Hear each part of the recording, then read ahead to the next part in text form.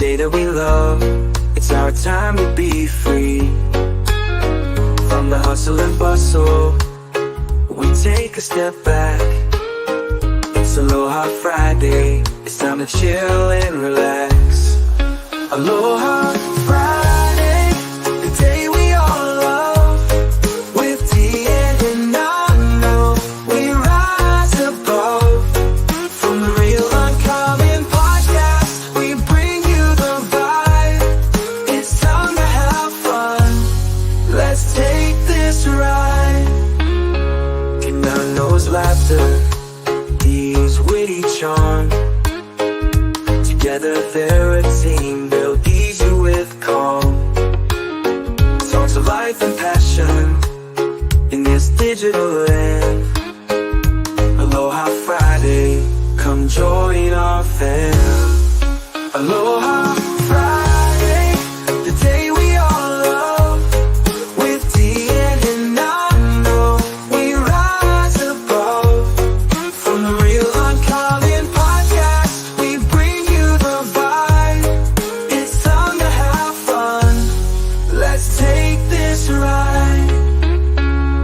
From the mountains to the beaches, from the dawn to the night. Aloha Friday spirit shines oh so bright. So gather your friends, let your worries go. It's time to talk stories on this YouTube show. With the positive vibes in the ocean's breeze. Aloha Friday, it's moments like these. Aloha Friday, the day we all love. The day we all love. We rise above. We rise above. From the real uncommon podcast, we bring you the vibe. It's time to have fun. Let's take this ride. Aloha Friday, don't work till Monday. With Dee and Nano, they'll make you happy. Let's cheers to the weekend and raise a glass. Aloha Friday, it's time at last. Aloha Friday, don't work till Monday. With Deanne and Nano. What is up, everyone? Welcome back to another episode of the Real Uncommon Podcast. This is our 127th live stream. Happy Aloha Friday, everyone. I hope you're doing well. It is the weekend. It is time to relax and chill, and let's get into it. But before we start, let's get Dee into the studio. Dee, how are you? Hello! Happy Aloha Friday, everybody! It's Aloha Friday. She can sing. Do-do-do-do-do-do-do-do. Hey, everyone. I know, that's You're like corny. a bad tourist commercial, man. So That you keep wanting to watch, right? yes. No. How you doing are today, Dee? Nano? Oh, Okay. musubi. Oh no, Jinx, you owe me a musubi. That's the saying, right? Must be in the fruit Shit, punch. they don't know what that means. Never mind. Oh, I know someone in the chat knows what a musubi is. Very But yeah, true. I'm good. How are you? How's your day? And yeah, I don't know if you can hear the neighbors outside. Yeah. They're like grinding something. We live next to a bunch of our neighbors are awesome, but they're loud. Bunch of Filipinos, and they're working on cars. So if you hear that, sorry. I'll shut the window later though. But I'm doing okay. Busy day today. Worked from home a little bit, and then I had a few other things I had to take care of. So it's the same old, same old. Not to mention we're on baby watch, everybody, because Dee's at full term, and this could happen at any time right now, but it's not happening today, or at least not yet anyway. So that's kind of where we're at. But Dee, who do we have in the studio tonight? Oh, this is his first time that he's been on our podcast. He does hang out in the chats from time to time on other of our live streams, but you all might know him from the very early morning drop show with BE Informant. But yeah, so let's welcome in BigA. Let's go.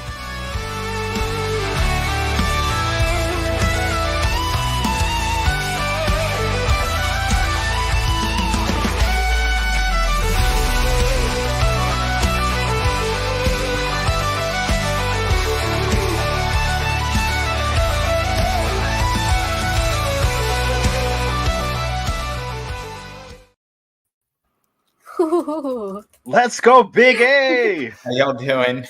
What's up, man? How are you? I like how y'all put my Twitter profile up there. It's better than your address, right? Not that I have it, but I'm just saying, right? You know, so. No, it's fine. I'm just saying, like, my bio is like 8 paint chips as a child because I buy and sell NFTs. I was gonna kick that out, and I'm like, shit, that looks so good. We're gonna leave it in. It's a joke. It's fine. Well, you know, if they don't take it as a joke, that's okay. You know what I mean? Well, one guy like came back at me like it wasn't a joke. He's like, "That's not really good for you." I'm like, "Don't worry. I've been like taking into microplastics and yeah, you know how many bottled water I've drinking since I was a kid? I mean, shit. So yeah, don't get started on the aluminum in the can. But anyway, so that was actually on like the paper because I saw that on your profile. I was like, oh, that's so interesting. Because yeah, eating paint chips and like, what is that about? You know, I've seen worse. Okay, I've seen kids eat boogers and all kinds of stuff that come out of your body. So yeah, you know, paint chips, I think you're okay.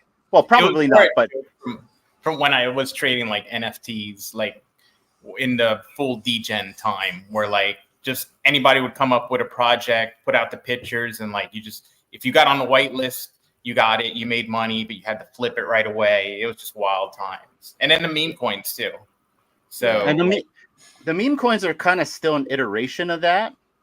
But I feel like a meme coin is kind of like a bunch of rats, like literally trying to eat around a balloon in like a bowl or something like that, waiting for that balloon to pop. That's like my iteration of meme coins right there. I mean, it is PvP. Like, it's like the only way you're getting out with money is because someone else lost money. It's straight PvP.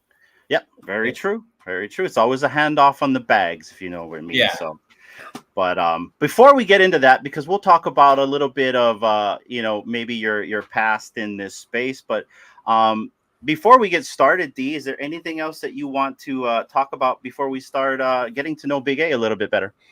No, I think we can get right into it. Don't mind me if you see me like swatting something because we have gnats. I don't know where they're coming from. Well, we do, but they're just everywhere. And yeah, so there's like gnats floating around here. So here's a little context. So we have it's a bit humid because we've got a rain coming. There's like a depression coming through. So it's really dry and sticky and muggy here. So the gnats come out and they come through the little screen doors and stuff like that. So they're flying all over our freaking house. I got one around me too, but I'm protecting my eyeballs with glasses, right? So yeah, it's not too bad. But if you see us doing this, we're not crazy, right? at least if you think we're not fair crazy. warning. Yeah, we're like really not that like... yeah. Oh gosh. I see stuff, you want to talk about mushrooms? Things aren't bending yet in front of me yet, Big A. We'll see. We'll see by the end of the live stream if shit starts to bend. But Big A, good to have you on here. We've met before on camera on BE's stream for BE's birthday. Yep. Shout out to BE. I know you're in the chat there, brother, right here. Love to see you here. And I'm glad that we're doing an early show for a lot of our people up on the East Coast in Canada. But I've seen you on Informant's channel a lot. But before I saw you just on the feed of Twitter and stuff like that, how did you kind of get into this space? And I'm going to assume you got into, say, other NFTs before you got into VeVe, but kind of give us your little brief history on how you got into this space, how you found digital collecting, because, you know, D and I came from VeVe and then we ended up branching out. But how did you get into this space? I mean, I can go even further back in how, like, I originally got into crypto was, I always like to, I have a lot of extra time, so I like to, like, dive into different things, but I'm a Gemini, so, like, I'm always, like, two-brained on everything. I can never focus. I lose focus on one thing and then have to, like, move on to something else. And I got into, like, kind of crypto, but then crypto mining. So then I spent, like, years doing the GPU mining and stuff. And I did really well with that. And that was the first bull run. And then the second bull run in 2020, I was basically didn't do anything too extravagant. I just kind of held what I had and did really well, made a lot of money. But I kind of missed out on all. Yeah, there you go. That's my setup. Hey, that rig is pretty cool because like I'm in communications and I got to tell you, my stuff is just a mess. You don't even see what my IDF looks like. So it's pretty simple. It's just graphics cards. You have like the little card underneath that plugs it, that runs to the board. Like on the bottom there is literally just the motherboard. I see your little tie wrap loops on top in the top. Yeah, literally they're just tie wrapped in there just to kind of space them out and give them air.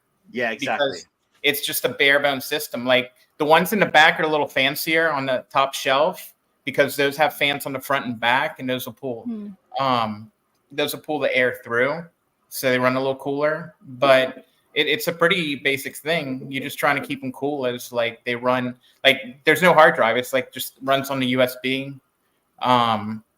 But you know, once Ethereum stopped mining in 2022, it stopped mining. Everything's sitting off for now.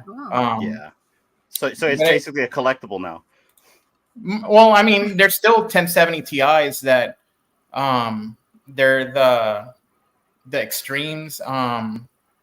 So they're still worth a couple $100 each or 150 each. So there's still something. I was waiting for them to be profitable either with AI or with mining to then sell them and got you. maximize value, because the value of those cards, if they can make more money than they're worth, they'll actually like sell for more. That's kind of like the bull and bear market of GPU mining. Like you wanted to buy all your graphics cards in when everything's down, because once everything starts pumping, like a 3070 Ti, because it could make like, I don't know, $800 a month, it would cost you like $4,000 or $5,000. So it's normally like 10, 12 months to break even on the card if you're buying it like when everything's kind of peaking.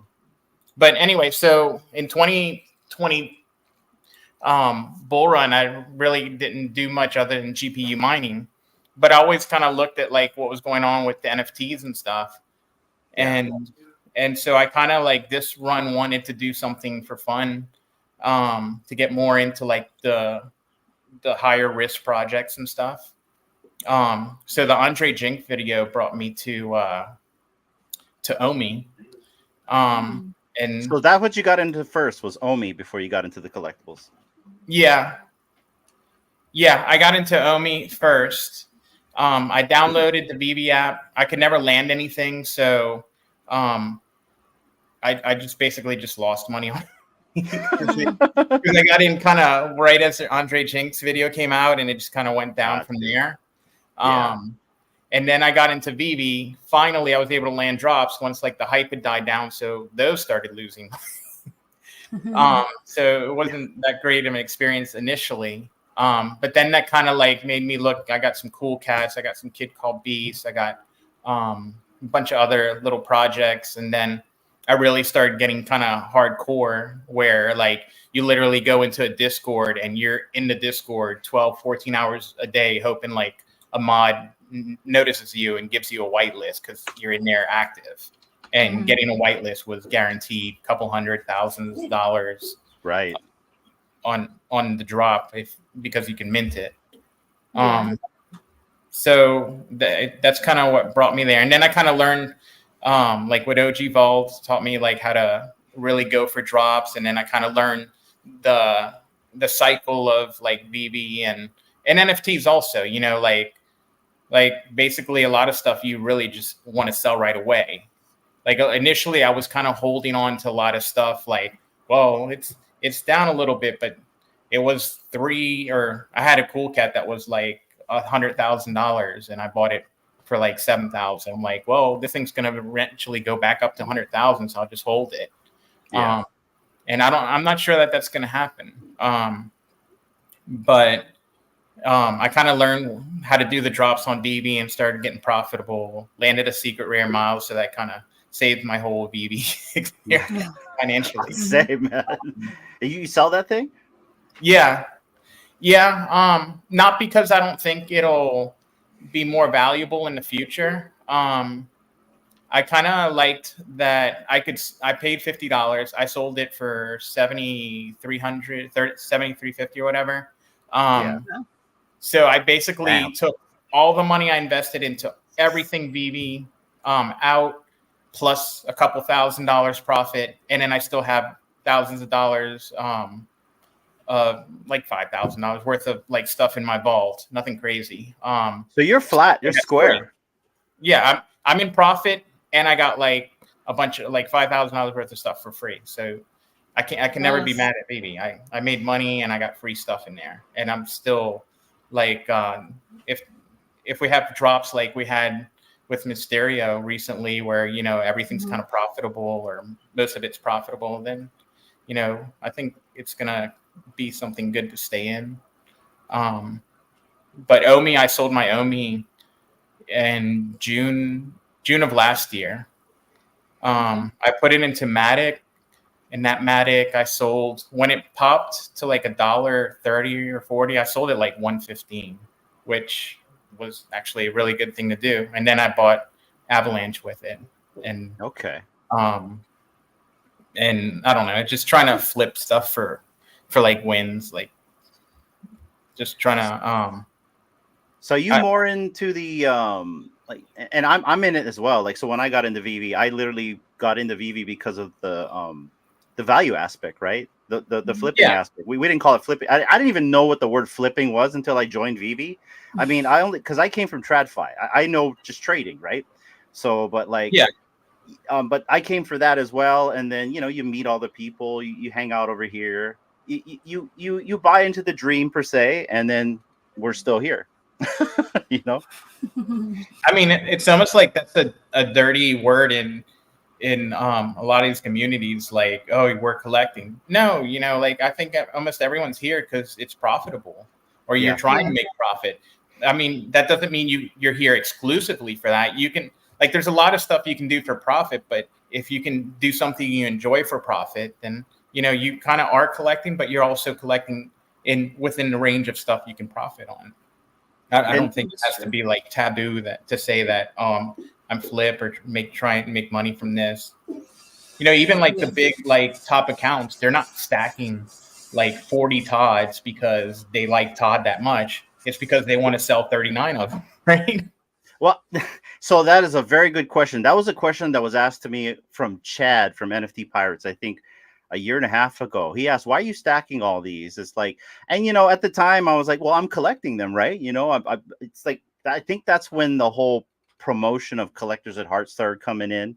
But you're absolutely right. I mean, why would, like, I can understand if you're stacking 5 to collect, but if you're stacking something that's digital, like, I'm not going to stack 150 physical comic books. That's crazy. And if I did that, obviously there would be for the value proposition to get rid of those one day. And so, yeah, you're right. I'm like, if you're going to stack 100 plus comics, you can't tell me you want to collect 100 plus of the same comic. You really just need one, right? Yeah, I mean, and I think even like the physical collectors, like when they're buying stuff, they're buying it because aside from liking it, like the guy spending $2 million or whatever on AF-15 or whatever the most recent one was. I think he's not buying that because he loves the comic only so much and wants to put it. He thinks at a future date it's going to be worth more. I mean, it doesn't mean he's going to sell it for a future date, but he expects, an increase in value. Yeah, it's like what do they call those things? A Veblen good or something like that, right? Yeah, it's the same with like shoes and also those Coach bags, Rolexes and stuff like that. I mean, like, you would buy that stuff, but in the sense, like, why would you spend that much money if it doesn't hold value and there wasn't a value proposition later to get rid of it, right? Same with like, well, no, a car is a bad example unless it's like really a hot rod like what you drive there, Mr. Red Car. So, I mean, I specifically, I'm tired of like buying cars that just like go down in value. So I want to start buying it's a higher price point, but once you start getting to the right car, you can buy that car and it's scarce enough that you could drive it 3-4 years and not really lose money on it. Some of them you can gain money. Like my neighbor traded in his 911. He had his 911 for 9 years. After 9 years, he basically got literally what he paid for it. 9 years. Like if it was a Mercedes, if it was a Bentley, Rolls Royce, like Bentley, the things just go straight. Beautiful cars. I've owned one. But my car was 185. I bought it 2.5 years old. The sticker on it was like 240, 235. I bought it for 185. So in 2.5 years, it already lost that much. When I sold it 7 years later, I had it 6.5, almost 7 years. They gave me 28,000 for it. Wow. Yeah, that's like plummeted down. So, I mean, it loses value as soon as it drives off the lot. But yeah. I think you kind of got to look at it. It's almost the same concept as like buying a collectible in a sense. Specifically, say you buy an AF-15, right? Or you can just buy the facsimile. Wouldn't you rather have the AF-15, which you know holds value, which you know that you can get rid of later on for a higher value, but then you don't want to, right? Like if I had it, I probably would keep it and I could give it off to my son or my daughter or something. Right. But like that value proposition is important. Yeah. Yeah. And I don't think that has to be like a dirty thing that you see it as an investment thing that's going to go up. I don't think that has to be taboo. It is a dirty thing though. I know what you're getting here. And I completely agree with you. Like, and I run into this in the feed. It's like, oh, you guys are just investors and like you're not a collector. I'm like, well, for one, if we want to talk about collecting, well, we can talk about collecting. I've been collecting comic books since 1990. Let's talk about it. Some of these people that are like stating whatever they state, and everyone has an opinion, and that's cool. I appreciate everyone's opinion as long as it's constructive and not toxic one way. The issue I have, it's like I'm being lectured on what I already know. It's like, wait a minute, I've been collecting comic books since 1990. Why are you telling me that I have no idea anything about this comic book? I was even told one time I'm going to buy someone's comic books for like way more than what it is. I'm like, okay, that's fine. But like, the whole idea that it's an investment and that is a dirty word now. Now, it wasn't a dirty word a year ago, but it is now. I think it's silly, in my opinion. Just it's silly, but to each his own. But I see where you're getting at. We're gonna talk a little bit later about that too.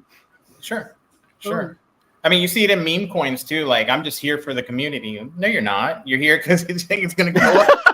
I mean, the community is just like a side extra, but you're not buying meme coins because like there's any value beyond like you think it's gonna go up exponentially, right? Yeah.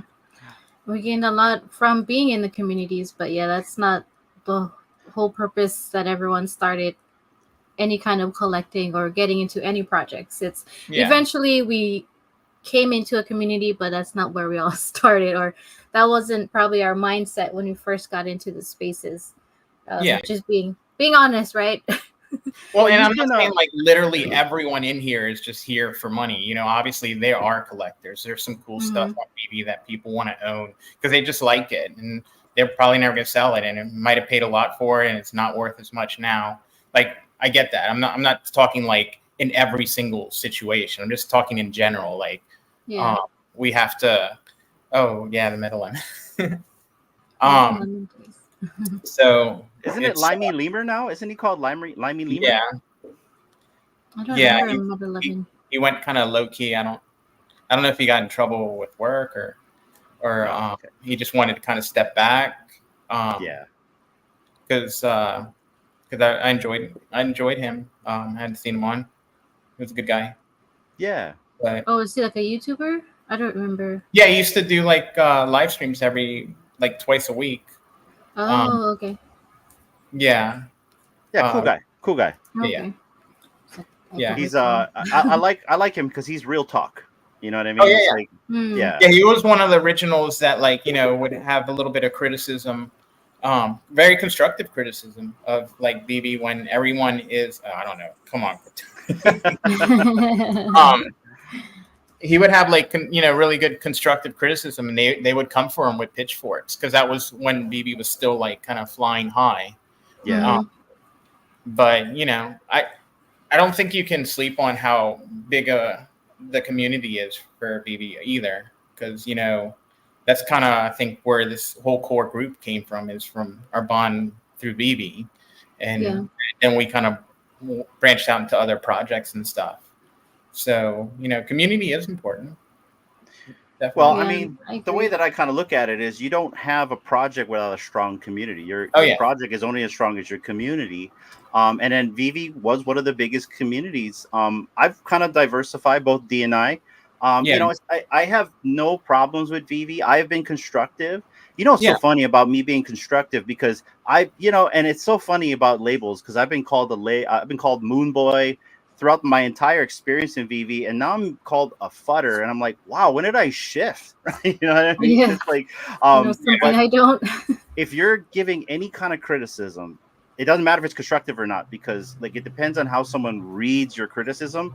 It doesn't matter if you're constructive. Like they may Yeah. not like what you say, and they're gonna clap back. And I'm okay with getting clapped back. I've got like thick skin, but like, man, I've gotten way more clapbacks than I ever had before just by saying something about like, maybe we need more communication. I remember I left a post about communication. My Collectibles did a post about like what needs to change. And I'm in communications, by the way. I've been in it for 20 plus years. I kind of know what I'm talking about when it comes to communications. I've set up call centers. I've done all kinds of training with thousands of people on communications, type of communication, CSRs, and all that stuff. So I kind of have a little experience in that. So I kind of gave a little insight, and yeah, man, I kind of got attacked by that. And then a couple other people kind of bring stuff up, and it's like, what's very concerning to me right now is we're not allowed to give any constructive criticism without getting bashed by someone or being labeled by somebody. And we'll talk a little bit later about labels, but like, how do you feel Yeah. about that, Big A?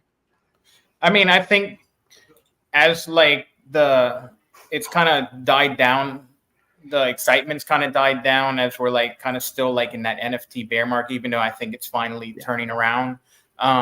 What's left are like really the polarized left and right side, like Moonboy, Futters, and then a lot of the people in the middle kind of don't really want to, like me. I almost never, I literally go out of my way to like not comment anything on VeVe's things, whether criticism or praise or whatever, because I got friends that are like, they think this is going to be where they buy their yacht next year.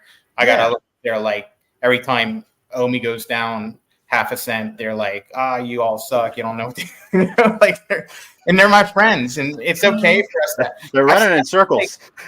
yeah, but I see it like, like football, like we can cheer for different teams. Like we can still be friends and cheer for different teams. Like it doesn't, you don't have to have the same opinion to be friends. So I have friends that are like on both extremes of VeVe. Like when you start making these little thought circles, these where everyone's like in the same thought bubbles, where everyone's in the same like I don't know. It's I don't think it's healthy either. You want kind of like voices from all. We can say it. Echo chamber. Yeah, That word's not sacrilege here. Yeah. Say it. I made a song called the Echo Chamber. We're gonna release it on our next album. So go ahead, say the word. Yeah. So. Yeah, even when like I noticed, because I don't really post a lot of my opinions, or if I agree in some way with someone's post, I usually just put like an emoji of like 100, or the hands up kind of thing. But even when you're trying to make like your own opinion, and you start up with, I love this whatever project and I want them to succeed, however, it's like as soon as you say the word however, it's like, no, like, no, you can't say that. It's like, but I still do love this project, and I just want all the projects to succeed, and everyone to make money eventually. So I'm just stating my opinion, but yeah, I can see how that sometimes can be like, it turns people off from even like trying to express themselves, even when they're not being too moonboyish or too futterish. Yeah. So it's like, why can't we all just get along? Why can't you be a moderate in this, right? Why do you have to pick a side? Why can't well, I think most are in the middle, kind of moderate. They're just afraid to like really speak out, because then they get like dragged in one direction or the other, depending on what they say, and they kind of don't want to get into that like polarized argument side of it, like myself. And I'm sure you go through it. So like, here's a good example. Like if I post an AR picture of a VeVe collectible, I have like a specific futter that'll come after me for some reason. I don't know why, you know. And then, but on the other hand, now if I start talking good about another project, I'll have people from VeVe get into that DMs or that comment and start bashing it for some reason. And I'm like, why? You know, I mean, I don't understand. And then they'll question why I'm doing this or I'm a traitor. I've gotten some crazy DMs. It's the biggest turnoff for me and why I've kind of slowed down on VeVe, and I hope VeVe's watching this, is the toxicity that I've experienced. You know, like I've lost some friends in this space, friends that I thought I was close with, friends that I used to collect with, right? Friends we sent comics books to, and it's like, whoa, what happened? Man, that's okay. You know what I mean? Like I said, I'm a big boy, thick skin. That doesn't bother me. It's just a bit frustrating that happens. I'll be right back. I'm gonna close my window. Go ahead, D. Run the show. Yeah, I was gonna say they're grinding away. Yeah, I mean, look at superstars. They're still doing like daily videos every day, and they do. Superstars will do like a video like, "Oh, VeVe did this good," and they're like, everyone loves them from VeVe, and then they did one. You know, this they should have handled this better. Blah blah blah, and then everyone from VeVe, you know, they really can't win. I feel bad for those guys because they put in so much work. Literally, like putting in what's up, Wes? Putting like every day. They haven't missed a day in what, like 2 years plus? 2 years. Yep. Crazy. 2+ years. And I know they've got thick skin, and they say all the time that, you know, they're big boys. They can handle it. So I really applaud them too, because we watch their videos and stuff, and we're huge supporters of them. They've always been huge supporters of us when we first, you know, started our little onesie twosie videos and live stream and stuff, and they're always pushing us to keep going. So we really respect them and their opinion as well. But yeah, they get a lot of backlash depending on what they're talking about. What I like about them is, like, you know, they're not afraid to talk about the elephant in the room that everyone else is afraid to talk about. Like, they'll literally put it on their thumbnail, and like, you know, people don't understand the thumbnail. I get the thumbnail. I'm like, oh, it's clickbait. I'm like, it's an incentive for you to click the video. You don't have to watch it. You don't even have to look at the thumbnail, but like, it draws you in. So I get it. It's a hook to get you in. And nothing's wrong with doing that. But when you actually start listening to what they're talking about, they actually break it down very methodically. There's data involved. Yeah, it's data driven. It's very data driven. Like, you know, yes, they're very, very cryptoids orientated, but like, they're ambassadors. So you kind of you have to like put that into the equation of, you know, part of the reason why they do certain things, but they're still at least technical about why they like it. And we're kind of bullish on cryptoids too, but the reason why we are doing it is because our kid likes it so much. So like, there's different reasons why people like to do things, and it's okay. But yeah, those guys get some bad slack in the community. But you know what? They're on every day. They're still doing it every single day with, you know, and they just brush it off their shoulders and they keep going. Go ahead, Dee. No, I mean, I know we've been talking about a lot of like this kind of talk and backlash and stuff, and I don't know if that's like bringing the mood down, but we can like move on to like other stuff and like talk about, you know, other projects that you're in. Like before we move on, I just want one more thing, because I don't want to bring it down, and it's not like I don't want to bash anybody or anything like that, but this was actually a talking point that I had. I actually had your tweets posted up of certain things, but I'd rather not post it up. But I can see that you have gone through this as well, in terms of being called a Futter and a Moonboy. I've been called the same thing, and you know, it's like, I'm at the point where it's like, whatever. You know what I mean? Call me whatever you like. That's not going to change what I'm going to be doing here. That's, if anything, all that does is solidify me to go and diversify more. Every single time someone claps at me, it becomes very toxic towards me. You're doing one of two things. You're losing somebody that supports something that you like, and you're going to have that somebody go somewhere else and maybe bring other people with him. That's what people are not getting. It's like, when you're negative to someone that is actually a supporter of the project, and they're just sick and tired of the BS, they're going to walk, you know, whether it's from the people or the project. And I hate to say it right now, I'm getting a little bit of both. I'm not walking, but I'm just saying, like, Right. the toxicity is what will do it for me. That's what will make me actually, if anything. Here's a question I want to ask you. So, like, Sure. you know, Moonboy versus Futter, right? You know, I like to think I'm in the middle. I still own 1,000+ comics anyway, for anyone who thinks that I'm a Futter.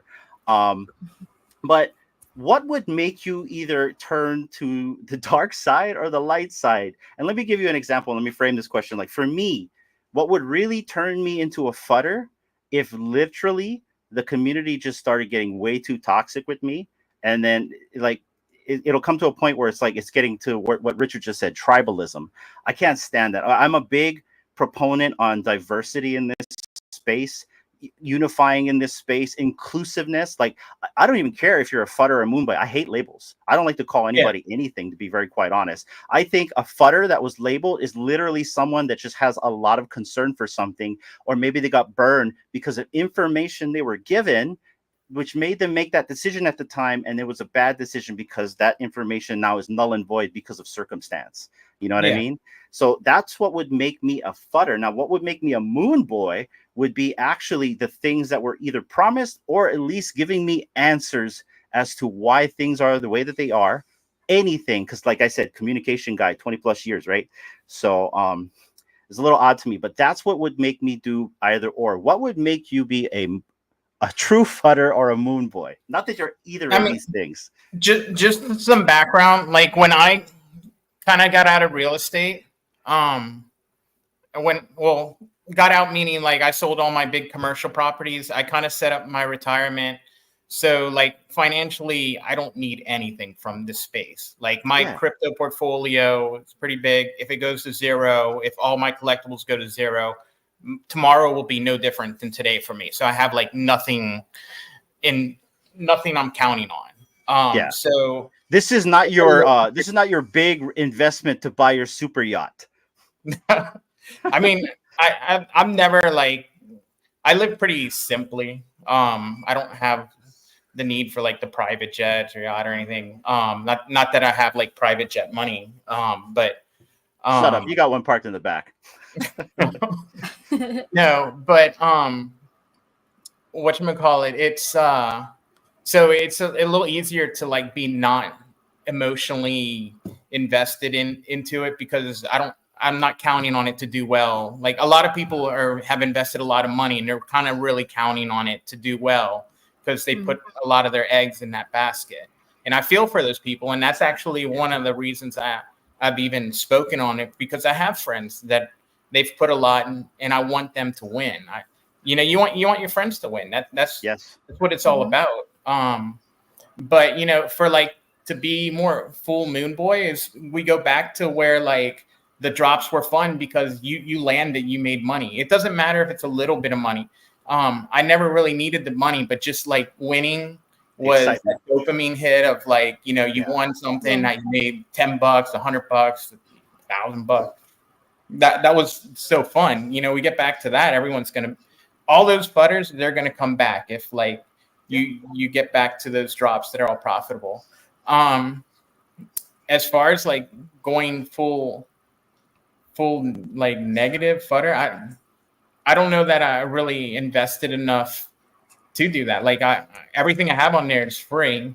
The toxicity, as long as they don't direct it too much to me, I don't really care that much. I mean, I've kind of stayed out of it on Twitter, because on Twitter you can put a couple lines and you can't, and it's kind of taken one way or the other.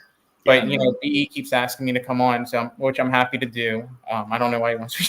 I don't think add value, but you add a lot of value, BigA. You really do. Yeah, you do. So because I can kind of articulate a little bit better, like that. Hey, I don't like this. I like this. I think it'll do well. Because there's a difference between like, hey, I don't think this project's doing that great right now, and it can do some things change. And that's different from like, I don't want this project to do well. A lot of people like that are aggravated or kind of upset that it's not super amazing right now. That doesn't mean they don't want it to be. I think a lot of people that if they have criticism, they think, oh, well, you just want VeVe to fail or whatever project you're talking about. Mhm. I don't think that's the case. Sometimes we Yeah. don't know what the reasons are, man. Like, Yeah. we really don't know what people's motivations are in this space. But I feel you on that one. And so, D, what would make you a Futter or a Moonboy? And by the way, before you answer, I'm in the same boat as you. Like, this has always been a speculative, fun thing to do. Right. My biggest value in this was all the friends that I made here. If everything Right. went to zero, I don't care. I've been selling stuff like in the negative, and it doesn't bother me one bit, because like, if I pull it out, I can just put it into something else. This is not my investment. I Right. have investments elsewhere, and I am not treating this as an investment anymore. According to TOS, these are no longer investments according to TOS. Right. And so Right. I'm going to treat it as is, as per what they have in documentation. These are just collectibles. I am now collecting comics. I have repositioned my vault. So I've gotten DMs like, you're selling. I'm like, yeah, it's my money. I can do what I want with it, right? And there's a value to experience. I think when Rolex came on here a couple weeks ago, he spent a lot of money, and currently he's got to be, if he sold everything now, he's down big on that investment. But at the same time, he'll be okay regardless. And he even said, basically, I'll write that off as, you go to the casino and you lose money, like. It'll You lost money, sting. but there was an experience there. You had some fun playing. Maybe it would have been more fun if you won. But there's value You in should have been sober. yeah. So, what about you, D? For me, yeah, well, like, I've never been like a moon girl or a Futter girl. I just kind of express, what I kind of see that's happening as of recently. But like, I have a day job and other side businesses. So It's a good point, D. yeah. So I mean, this is like VeVe specifically, and it's not like my main means of income. Yeah. But like Hinano said, yeah, I mean, it does suck when you put in some money and you lose a whole bunch of it, depending on how the market is or circumstances. But yeah, not really too much will take to like become a moon girl or a Futter. I just kind of like do my own thing. I try to be respectful of what other people are doing, because that's, I mean, my money is my money, your money is your money. You do with it however you want. Futter girl, yeah. It's done. Hinano will work on Raven. it. It's done. I'm just a Futter girl, like the skater girl, skater boy. Oh yeah, with Avril. Yeah. I made a Futter song, actually. I have a Futter song. It's actually out on our second album right now. I thought it was pretty good.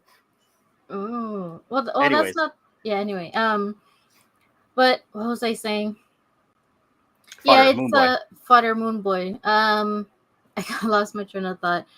Yeah, I don't really consider myself either one. I just have my own opinions.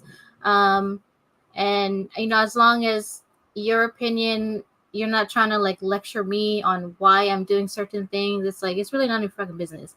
Like, to do any of that. So, and who am I? And who am I to tell you like, oh my gosh, why are you selling? Or if they ask Hinano, did I really see you like selling this? It's like, wow, you can read. Yes, he is selling that, as a matter of fact. Yeah. Because he's trying I mean, to y'all are in the public eye, so I'm sure y'all get it more than like a regular person. Yeah, we get it a lot.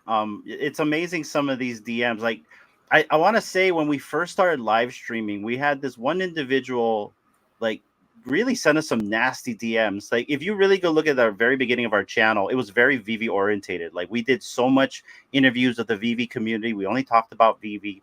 Then slowly by slowly, we started branching out because other projects came, to the light of things. We started to diversify. But man, I remember this person like really let us have it. And I'm like, what the hell was that about?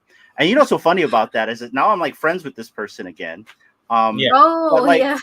it's just interesting how it happens. Now, I'm always a person that will keep an open ear. Like, there's a lot of people that people call Futters that I don't think are Futters at all. I think they have valid questions and they're not getting their answers. They may be sarcastic, and I love sarcasm, when I bring that stuff on. But I don't think everyone that says anything bad is necessarily like a bad person.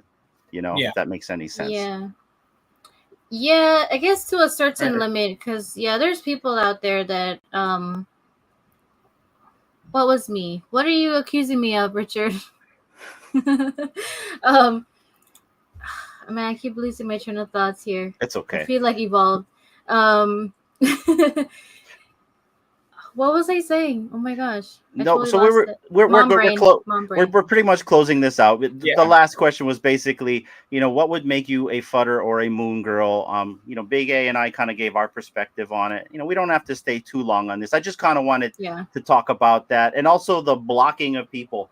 I don't block anybody. I don't believe in living in an echo chamber. I have been told many times in DMs, you don't have to be listening to this person. I'm like, nah, I do, because then if I don't hear what that person has to say, whether it sounds funky, funny, or it actually is constructive, I'll never know what's outside of the space. I'll never know what's outside of the box that people live in. I don't like living in a box, because then I don't think you make informed decisions the best way by doing that. So I really don't block anybody, and it takes a long while for me to block you. You have to be an asshole for me to block you, like a pure asshole. Like, there are still people that still clap back at me, and I have not blocked them, because I really do want to hear what they have to say, even though sometimes they attack me. Like, I'll get like Big A, I'll get like paragraphs of like the history of VeVe. Like, I don't know what VeVe is, right? Like, VeVe did this, like, I get all that. My big issue is, for all these accomplishments, the one thing that's missing out of that is the communication part. 20 plus years. That's what I'm saying. Anyways, let's kind of close this out, D. All right. Yes. Well, speaking of like projects, I wanted to ask, like, what right now, if anything, is like a project that you're like excited about being in or looking more into getting into, sort of thing? Top of the list is definitely Off the Grid on Avalanche. Avalanche is my third biggest bag, and whatchamacallit, they're doing a lot of really good things, and they're pretty under the radar right now, even though they're like a top 9 cryptocurrency. They're top 10. They were even 11 at some point. I don't. But they have Avalanche 9000 coming out, where Avalanche was like 3. Without getting too technical, Avalanche was actually like 3. Is this it right here? Yeah. Cool. Yeah. The betas are going on for PlayStation 5 and PC. Xbox hasn't started yet, so I'm on that list when Xbox starts. But it's going to be like the first like true Web3 game that has NFTs that's literally going to be on console. So you're going to get that like mainstream gamer crowd to come in, and you have like, and it's a pretty good game. Mo is in the beta, and he's loving playing it. And but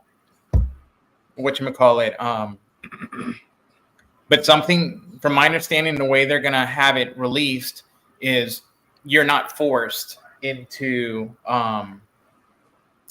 playing it as a Web3 game. Like, if you just want to play it on Xbox or PlayStation 5 as a normal game and not like participate in the Web3 NFT parts, you don't have to. So you don't isolate for like Web3, because you have optionality in it. Right. The gaming crowd, I gamed for a lot of years. They're real finicky about like what they perceive as cash grabs. So like microtransactions and stuff like that, anything that's pay to win, they will come out with pitchforks for. So I think giving that non-Web3, non-pay option is something that's going to be really good. But so that's probably the top of my list projects that I'm excited for. That's cool. I like the Kid Called Beast project. I've always liked it. I really like their art. The guy who runs it, Rafsby. Yeah, that's him. He made his money 2 years ago, almost 3 years ago on the thing. So like, he could have just, I made my money and walked away. No, he's continued to build. He had like a little side scroll game that he gave away keys. He came out with like the Bit Beast. Yeah, that's the side scroll game. he came out with the Bit Beast that everyone's like, oh, it was just another cash grab. No, he literally gave it away for free. He didn't make anything off of it, which he could have. He could have sold it, and he didn't. He's been working on an actual game, like a full game, not just that side scroll game. It has a pretty strong community, so I've been holding a bunch of them. And you know, when you say strong community, you are 100% right, because if you go down their page, it's just nothing but community members just from today. Like I'm amazed that like when I bought my first beast, which was like almost a month ago, I just posted on there, and I think I just tagged Raspy and like a kid called Beast. And within like 2 hours, I had 100+ likes and so much people inviting me in there. And you know, this has been the most welcoming I've ever like had. Holy crap, it's outside your window. Oh, okay. This is the most interaction I've ever had with a brand new community ever, to where it's like, you know, they're just that nice. You know, the DMs, the Discord, everyone's so helpful. I love the stories from people where they said they only spent $113, and this project just keeps delivering for them. That's all they did was spend $113. Which is crazy, because at one point these were at a 3 ETH floor, like 3.3, I think was the peak floor right after the drop. They had a little bit of a mess up on like their whitelist when they first dropped.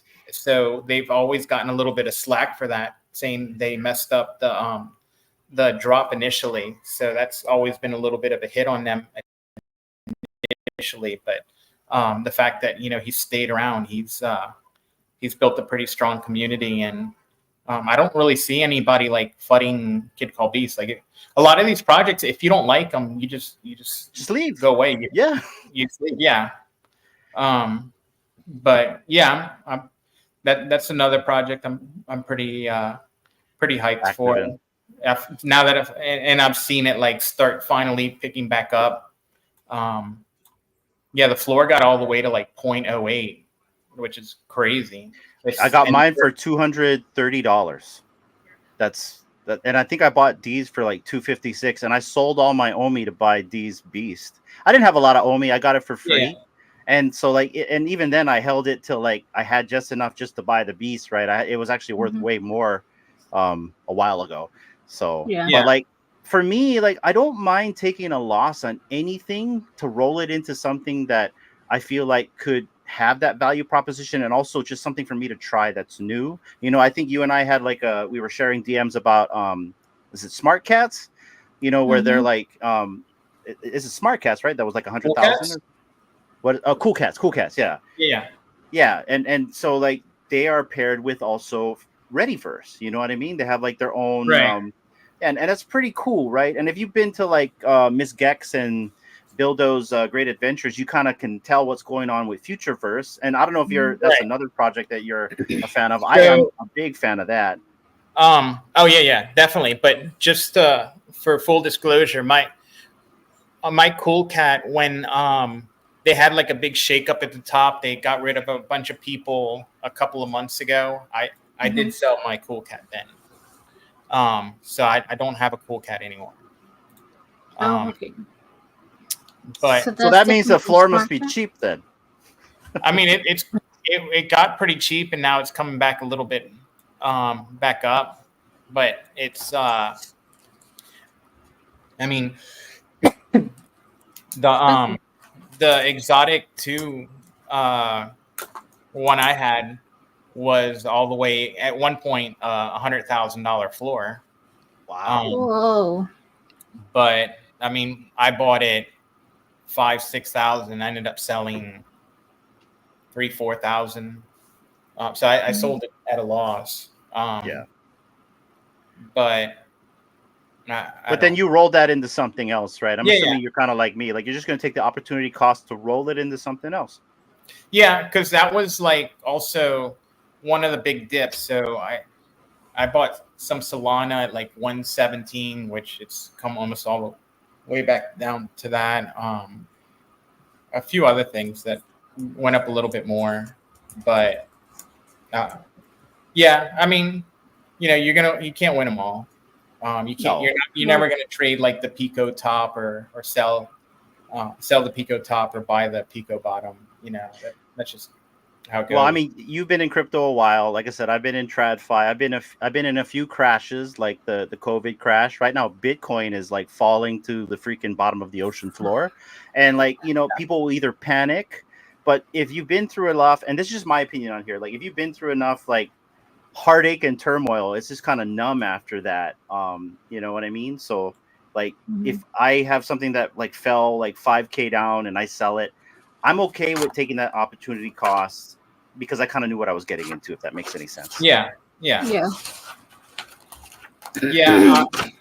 When it comes to like crypto, it's just something like when I sold all my real estate, I had like a nice little nest egg that should sustain me like basically the rest of my life, as long as I live within a certain amount per month off of just that.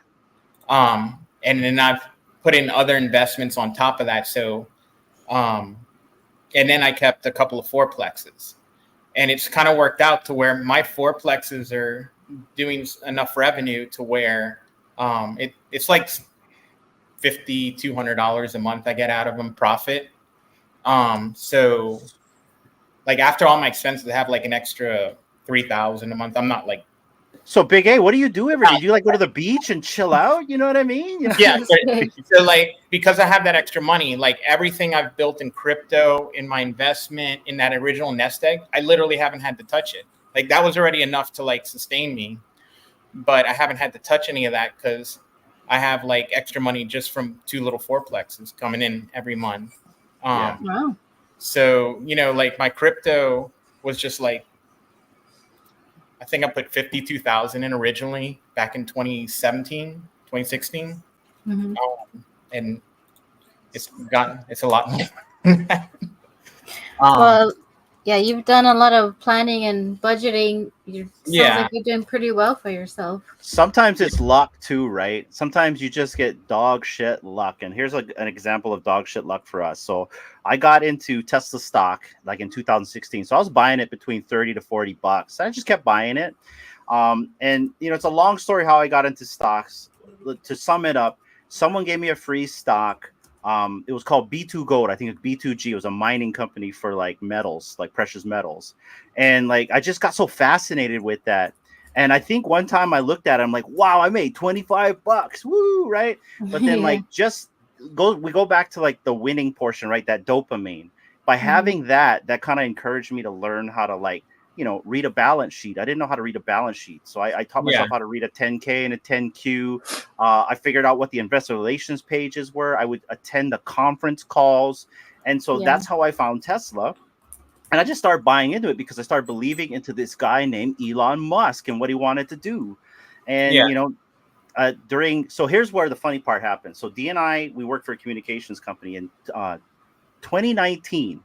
We were getting ready to quit. We were just not having it anymore. We were not having a good time. Remember that, D?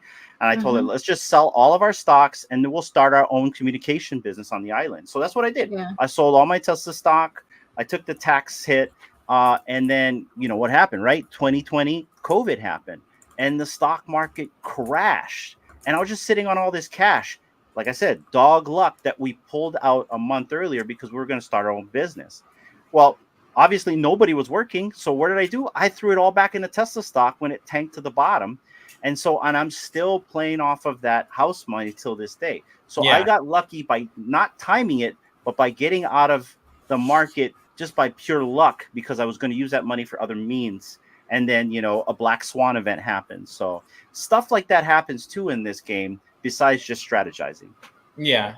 Yeah. I was in on that Tesla play because the funnest part was you go into Twitter and then you go fight with Tesla Q, who were like come up with these like crazy conspiracies that like it was about to go bankrupt because he was cooking the books, and it was they would make these predictions like it's gonna be negative next quarter.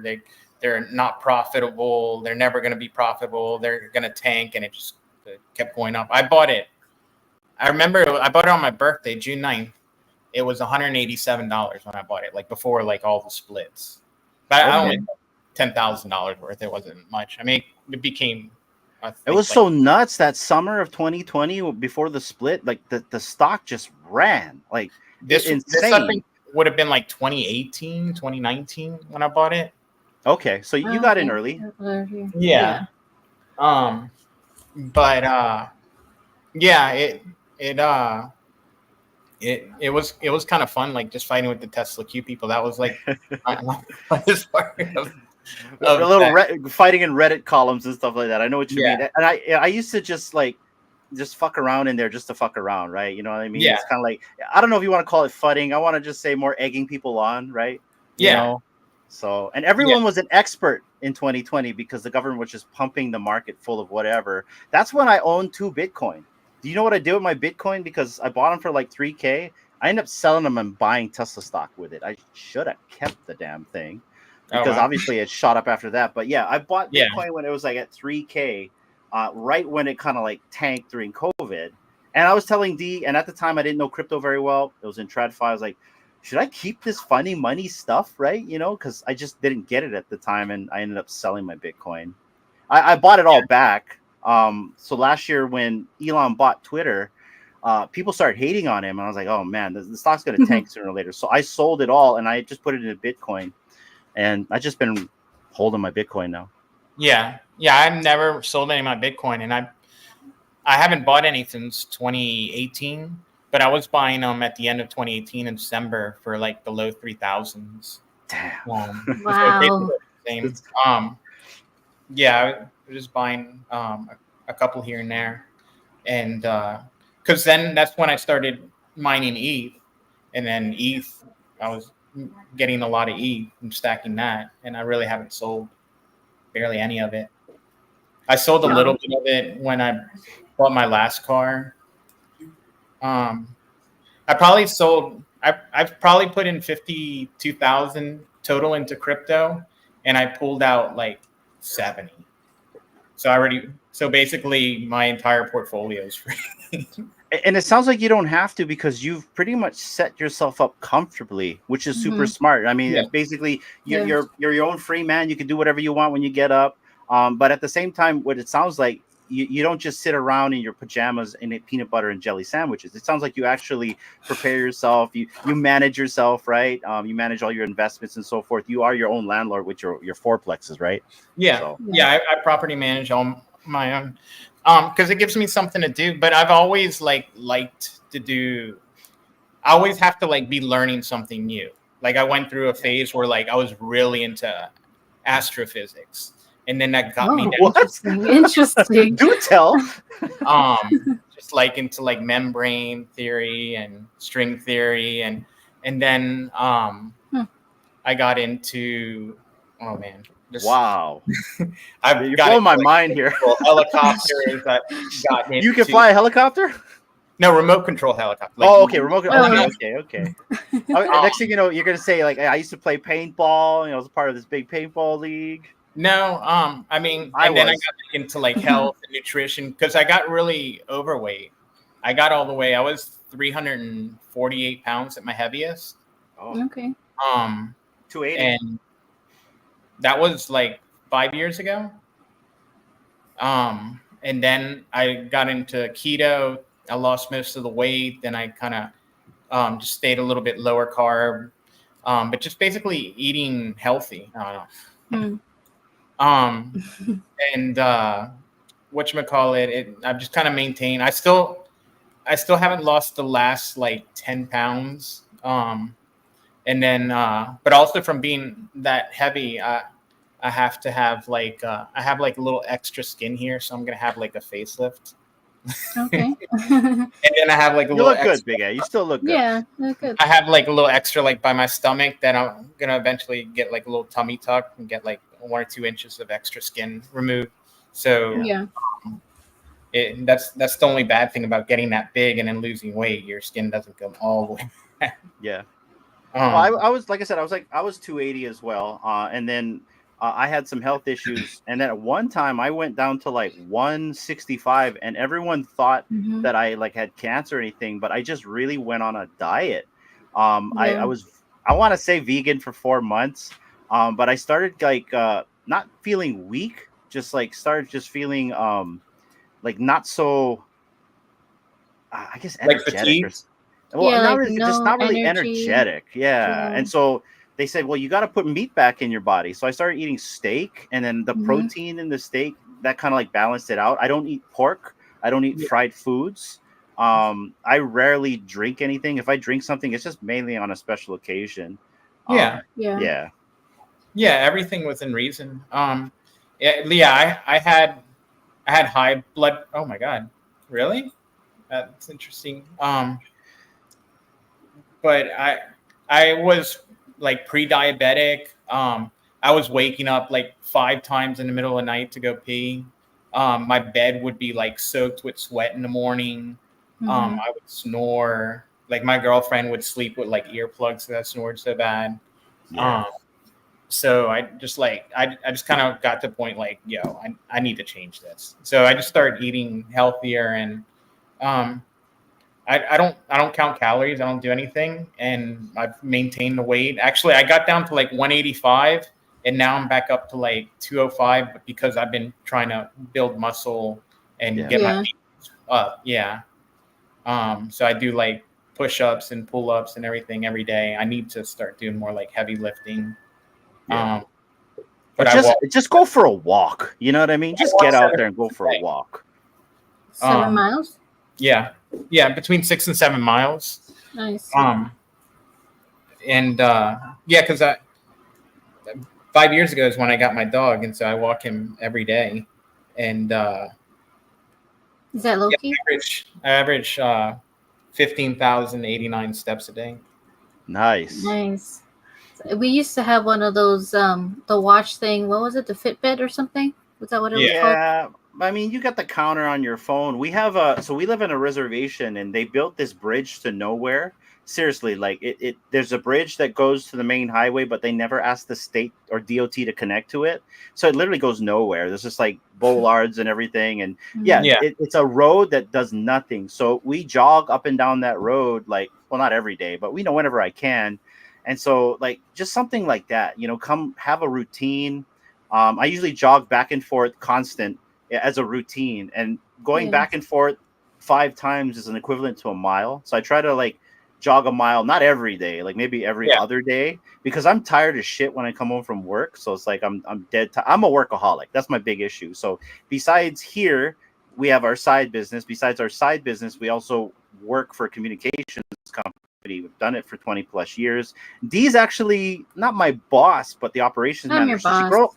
she's my boss. She controls my life. So it's like Happy wife. everyone's like, well, everyone's like, oh, well, can you do this? Like, you really go talk to my wife. Like, like Yeah. Poof, if you're watching, the whole reason I get to make to the post show is because Dee actually moves my schedule around so I can fucking show up. Even Dave, if you're watching the Thon space, because I don't know if you've heard of the Thon meme coin, but Dave's No. doing these stories with his AI, and it's a lot of fun. But like, Oh and yeah, Yeah. I don't want to miss it. Yeah. Yeah, so like she'll always like move my schedule around. But yeah, D pretty much controls my life. But like we're workaholics, I mean, like, and I don't know if that's a good or bad thing, but that's just See, my dad was a workaholic, but I basically grew up without a dad because he would leave at 5 a.m. and he'd get home like 9:30. So I'd see him maybe half an hour. He made great money. Like, I'm so poor compared to my parents. But I would have rather been poor and had my dad around, because that's the only bad thing about like being a workaholic when you don't have your dad around. Yeah. So I like- actually make time for my kid. Yeah. So when I say I'm a workaholic, it's like, Oh yeah, I'm not saying I- you. I'm saying no. Yeah. But I understand, like, and that is like something that I do not want to do to my kids, because we have another Yeah. one coming. So like, and it's bad to say it, but I make sure I schedule a block time in my schedule for my kids. And I do it to a point where like we can have dinner with them. We'll go watch a TV show with them. We'll read a book. Like before, we used to do comic books once a week, but she's getting a little bit older now, and she's not really into it anymore. But like, Yeah. I still try to have that, because like I don't want to ever hear that from my daughter saying that you were never here for me. You know what I mean? So I can kind of relate. we kind of have gone the opposite though, because when he was around 50, well, he was in his 50s. He got non-Hodgkin's lymphoma, and he was stage 4. Like, there was a pretty good chance like he wasn't going to be around. And he went to MD Anderson, and they had like an experimental therapy that, like a DNA therapy or RNA therapy. I don't know, where they would take like the DNA of the cancer, and then they would do a virus specific to it. And he came through it, and he's been cancer free for 17 years now. But he wasn't able to work anymore because he has like a little bit of a suppressed immune system. Gotcha. So he couldn't be like in the More hospital. sensitive. Yeah. So he lives like 3 doors to the corner and 5 doors to his. So he's like 9 doors down. My sister's across the street, like down that way. So all our houses are like right next to each other. So like in the morning when I go walk Loki, I stop at their house for like 15, 20 minutes. And then we'll go eat like once or twice a week together. So nice. Yeah, I went from like never seeing my dad growing up to we spend like every day. That's awesome, though. But we can relate. We can relate with him, D, because like, so this is our house, but like my parents also live with us. They're downstairs. I've got cousins that live right across the street. Everyone's kind of in walking distance or like 15-minute away drives. My sister lives down the street about 20 minutes from me. And so we're big on family. I mean, Hawaiians, right? Ohana. Yeah. But that's really awesome to hear that, like, not only is your family close, and then like the opposite of what you thought as a kid is now like kind of like not how it is now. Now you get to spend time with them, and you're taking care of them, man. You're taking care of them. Big respect on that. Well, I'm not taking care of them. Like I'm poor compared. Well, no. You being around is part of taking care of them. You know what I mean? Because they get to see you, interact with you. Maybe you help them in some way, right? Just seeing their son every day is taking care of them because it shows that someone still matters. Yeah. Especially I'm like tech support. I'm their AC technician. I'm their home security. You're their handyman.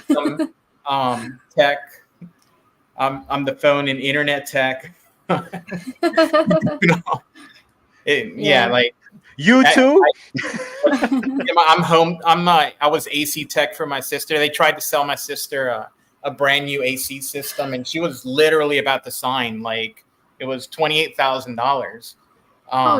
System, because they told her, oh, this is going to save you $200 to $300 a month. But at the most expensive month of the year, she's spending like $400, and it's one of 2 units. So I'm like, even if that unit was off, it's not using that much. And that would, because in her mind, she's like, oh, if I'm going to save $300, that's $3,600 a year. I'll make this up in 10 years, and it's basically free. Yeah. But that wasn't the case. And her, it's fine. It was dirty. They had like a couple of bad connections. So I did all that for her. Because I had a lot of issues with like AC people at my properties not doing good work. So I'm like, you know what? This can't be that difficult. So all the AC tech classes are online. You just go to YouTube. You can literally learn how to do anything on YouTube. Yes, you can. Yes. So like upstairs on my second floor, I wasn't getting good airflow. So I did like classes on how to balance like the air conditioning and do all the equations for like the duct speed and displacement and whatnot, to get the airflow and what size lines and even like the AC guy I was using, he had no idea how to do it. And that's messed up. That's bad. Actually, the one who put it in, my AC guy, the one I use now, he's really good, but he's super old fashioned. He's 84 with a 4-year-old. Whoa. Hey. In the Spanish community, it's not unheard of to have like a lot younger lady with a much older man. It's very common. Like she's 40. I don't judge. And he's 80. But yeah, he has. But like he had to get a new system for upstairs, and he installed it and he charged it up, and he does it kind of like by pressures and stuff. I'm like, well, shouldn't we be using superheat to get it dialed in? And he's like, he didn't even know what superheat was. I'm like, this is pretty basic. Okay. So after he left, like I buy the Freon. I have my own gauges. So it was like 1 pound off of. So it was like 90% of where it needed to be perfect. But yeah, it's almost like you have to kind of learn how to do stuff if you don't want to get taken advantage of when you have. I got a story to tell you about that. I can completely relate. So when we bought this house that we live in around 2009, and I got a deal on it. I got my house for $256,000. It's a 2-story, 16,000 square feet. It pies out into a creek. So my That's backyard, a deal in Hawaii. a river. Yeah, it's a deal in Hawaii. So Yeah. But the issue with this house, it was a spec house, right? And another thing with this house is it was built on a reservation, so it was built kind of shoddy. The developer took they cut a lot of corners, and so what they did with the septic system is they didn't dig my dry well to county code, and so normally county code is the least amount of depth is 12 feet. That is the least amount of depth. You have to go deeper than that depending on a percolation test. I had to learn all this stuff because I had a backup one time. And I went and approached the developer and also the reservation holder here because I'm Hawaiian. I live on a reservation, and they pretty much did everything they could to push me down and said it was my fault. And I said, well, wait a minute though. I started researching my lot. I started looking at all the plans for my IWS because it's an individual wastewater system. And I found out that my dry well was only 4 feet deep. And how I did that is I opened up my inspection cover, which was buried, and I put a stick in the ground. It didn't go very far, BigA. It literally just went like that. Tack. I'm like, whoa, this isn't 12 feet. And then, I had to fight them after. But to fight them, I had to learn public county code. I had to learn plumbing code. I had to basically learn how to build a shithole in a ground. So I knew what to say when I approached these people. It took me 2 years. Because a septic system is pretty expensive. You can pay $90,000+ just to put something in for my size home. Oh my God. Yes. So, anyways, long story short, I learned all of that. I pretty much can build my own IWS. I fought them. I won. And now I have literally a septic system that could pretty much service an apartment building because they wanted to shut me up so bad. But you're right. You're going to get taken advantage of, or they're going to try to sway you a different way. They're still trying to get me to sign an NDA. And the only reason why I didn't sign it, and it was hidden as an NDA, it was literally a sign-off sheet that says that I'm signing off on the work, but I would have to sign off on all these plumbing codes. And I knew what the plumbing codes were because I had to learn all that. But I just pretended like I didn't know, right? It's like, well, I'm in communications. I ain't a fucking plumber, And I refused to sign it. Till this day, they still threaten me to sign that document. For what? You put the shithole in the ground and you left. What I mean? What else are you gonna do? So, but stuff like that, I 100% agree. I went to YouTube. I approached some clients. There were some financial. Not financial. I'm sorry. Some attorneys, assistants that helped me, and then I went to approach the state. I did all these things. I learned how to do it, and that's the only way you're really going to get anything done is if you do it yourself. Yeah, like this house right here. So after Katrina, which was 2005, this belonged to one of my dad's patients, but he was pretty elderly. So after this house got completely flooded, well, like a couple of feet, like 2-3 feet, meaning it was going to have a lot of work done. And they were going to put him in a home in assisted living or whatever. So I ended up buying the house, and I ended up taking the house and rebuilding it as a 2-story house. So I did a full $500,000 renovation on it. But I would say probably 40% of the work, I literally was here every day. Every inch of wiring in this house, I did myself. There's no 14 gauge in this house. Everything is 12 gauge or bigger. So everything's 20 amps. I had one of my dad's patients was an electrician. So he got the permits for me. And then at the end of the week, he'd come check my work because I knew how to run wire. It's not that difficult, but you have to know how to run it per code. Code have a certain way. You got to have those staples a certain inch apart in certain states. But also I did like a full home automation system. Nice. Where the alarm system tied into the lights and stuff. So, and I still have it with a newer like a Lutron system you put in or something, a homemaker system? Well, I now have a Lutron system now. But my original system was an HAI Omni Pro 2. So basically the motion sensors of the alarm, when I walk into a room, those trigger the lights. They're UPS switches. Cool. And but this was like, you have to like connect to it and you have to program it line code by line code. So actually that was another thing. I had to learn how to like take all the classes to program home automation. I actually got offered a job. One of my friends, he had like an alarm company. He said, look, I want to start offering this automation. This was back like 15 years ago.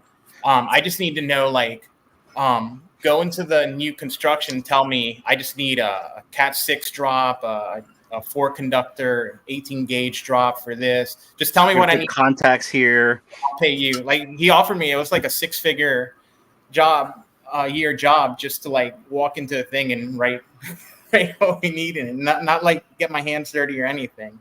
So knowledge is power. But so you know all those, like all the speaker wires, and every room has like central audio and stuff.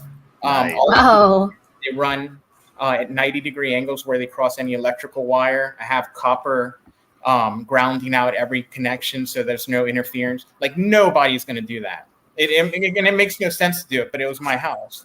The plumbing, I did a lot of plumbing in the house. And my dad had my dad was a cardiologist in internal medicine, so like he saw a lot of like the upper end people, the older people. So he knew people that were like plumbers, electricians, police officers, politicians, whatever. So I had connections to where they would get the permits, and I would do a lot of the work. I did a lot of the framing stuff, or went back and redid some of the framing. So like in my business, so I'm in communications. I'm a field service manager, installation manager, and then I also do IT and stuff like that. But I do a lot of networking design for homes, commercial buildings, and also resorts. So I plan out the entire network, the type of gauge of wires, depending where they need to go and all that stuff. Wi-Fi, hubs, I do like the surveys where I go around and see where the dead spots, dead areas, and also where we have interference in the airwaves. I do all that shit. We do surveillance. And what I have a gripe about surveillance, or specifically like alarm companies. They are antiquated. I don't understand why they're still using old shit. And then all they're doing is adding a module onto their old shit, because you should not be doing line by line code anymore for any of this stuff. There's better stuff out there where it's like all automated, where you have like web GUIs and stuff like that, versus like you're actually putting in lines of code, or maybe you have to do touch tone on some of this shit, right? I swapped all mine over because I already had the Ring system and it was so easy. I went with the Ring like interface, so like my security system is now off the Ring hardwire interface. So I still have like all hardwired sensors, but it goes to that little interface. So now I can still use that coupled through Amazon Alexa to go to my Lutron to tell, hey, I went into this room. So the alarm sensor that triggered through Ring talks to Alexa. Alexa tells Lutron to turn the light on only if it's after 6 p.m. at night, and only turn it on for 15 minutes and then turn it back off. So I walk around my house and I don't touch any light switches. It's so funny about our house. Like right now we're live streaming, right? So I have my router or my firewall programmed to know when the IP address of this PC that I'm using is active and is using a certain amount of bandwidth. It cuts the bandwidth down on the house in certain zones of the house, because I've got like 4 or 5 different access points around here. So like right now, my daughter and my parents are probably getting like maybe 5 meg of data, because everything is. Well, I did that because originally I didn't have a lot of Pike like I do now. Like, we had to upgrade our internet. I'm a cheap ass, so for the longest time, if I can like use a certain pike of data, I will, until we started live streaming. But yeah, I have a house similar to like that. If you walk in certain areas, I can track you in my house. Like I know where you are because of the IP address, because I have the MAC addresses of all the known devices that should be on my network. I know if a rogue device is on here. I know if someone tries to hack in. For some reason, for a residential home, I get a lot of people trying to get in from Russia, because I have all these WAN addresses that are coming from like, or at least that's where it says it's from. So yeah. I'm pretty Just perverse in VPN. networking. Yeah, you guys are like so similar in what you're like talking about, and before I just probably know wouldn't know what it's all about, but having to work in the communications office with him and learning all this, so I'm like, okay, I'm not in the. I know what you guys are talking about. But you really needed to know, like 10, 15 years ago, you really needed to know what you're doing. Now, like you just switch out Lutron switches. You can put like the little battery powered motion sensors and download the app and do everything in the app in a few clicks, like, and you're done. Like it's so easy. And then you connect it with Amazon. You can tell Alexa turn on your lights and turn them off. So it's so much easier than it used to be. 100%. Like just like, and Hawaii was a little antiquated. So when I started in 2020, we were still using equipment from like the 70s and 80s, like the old Merlin stuff. And like you would have like a 25 pair run to each phone, and it would utilize like at least a good 10 pair of that just to power the phone, right? And if you cross any of those pairs, you would get a big spark and the phone would blow up. So stuff like that, versus now you don't get any of that, right? A lot of it is literally low voltage. You don't even need like Cat 5 to really have a data transmission go through it anymore. You don't need like big bandwidth to have like a VoIP call. You really just needed it, just like kilobytes of anything. So there's not a lot you need like you did before, but you're 100% right. Back in the day, you needed to know how this stuff was wired. You needed to know what you were doing. If not, you could hurt yourself, or you could probably burn down a house. Yeah. Yeah, I tried to future-proof. Like every room has a big drop that in one bundle has 2 RG6s and 2 Comscope. Cat6. You have a Comscope cable in there. Yeah. Is there fiber optics in there too? No, because this was like 15 years ago. I've been in this house 15 years. And then I have I ran Cat 6s in because that was like the best time, Cat 6 or Cat 6E. I went with like Belkin, which were like the best quality ones. So every room's wired for that, because you can use it for cameras, you can use it for phone, but nobody uses phone anymore.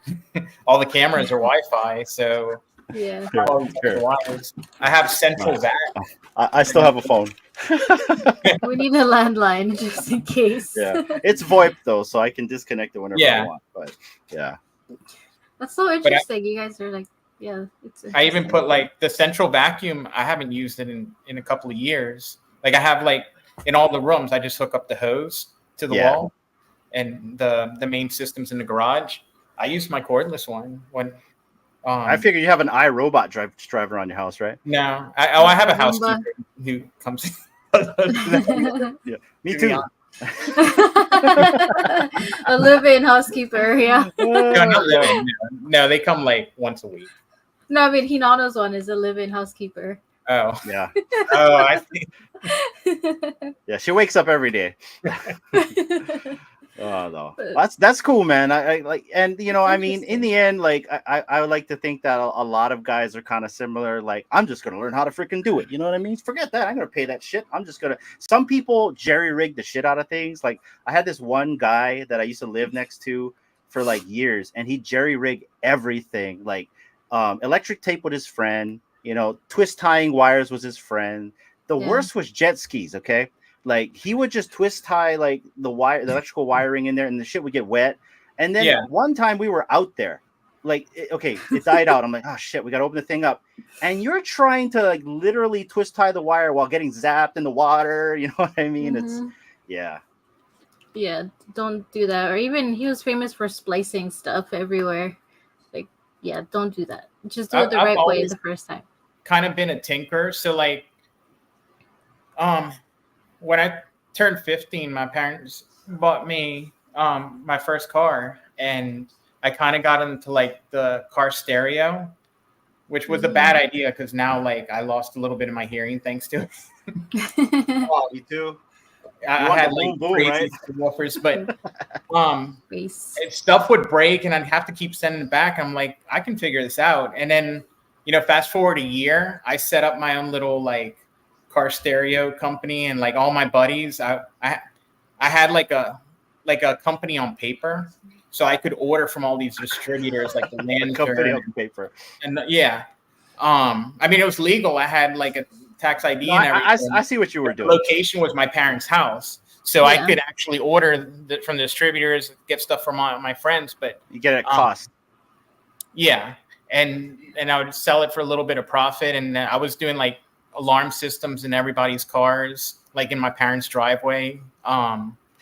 And that was. Like, I got a funny story to tell you after. Yeah, that was something I was doing kind of like for fun,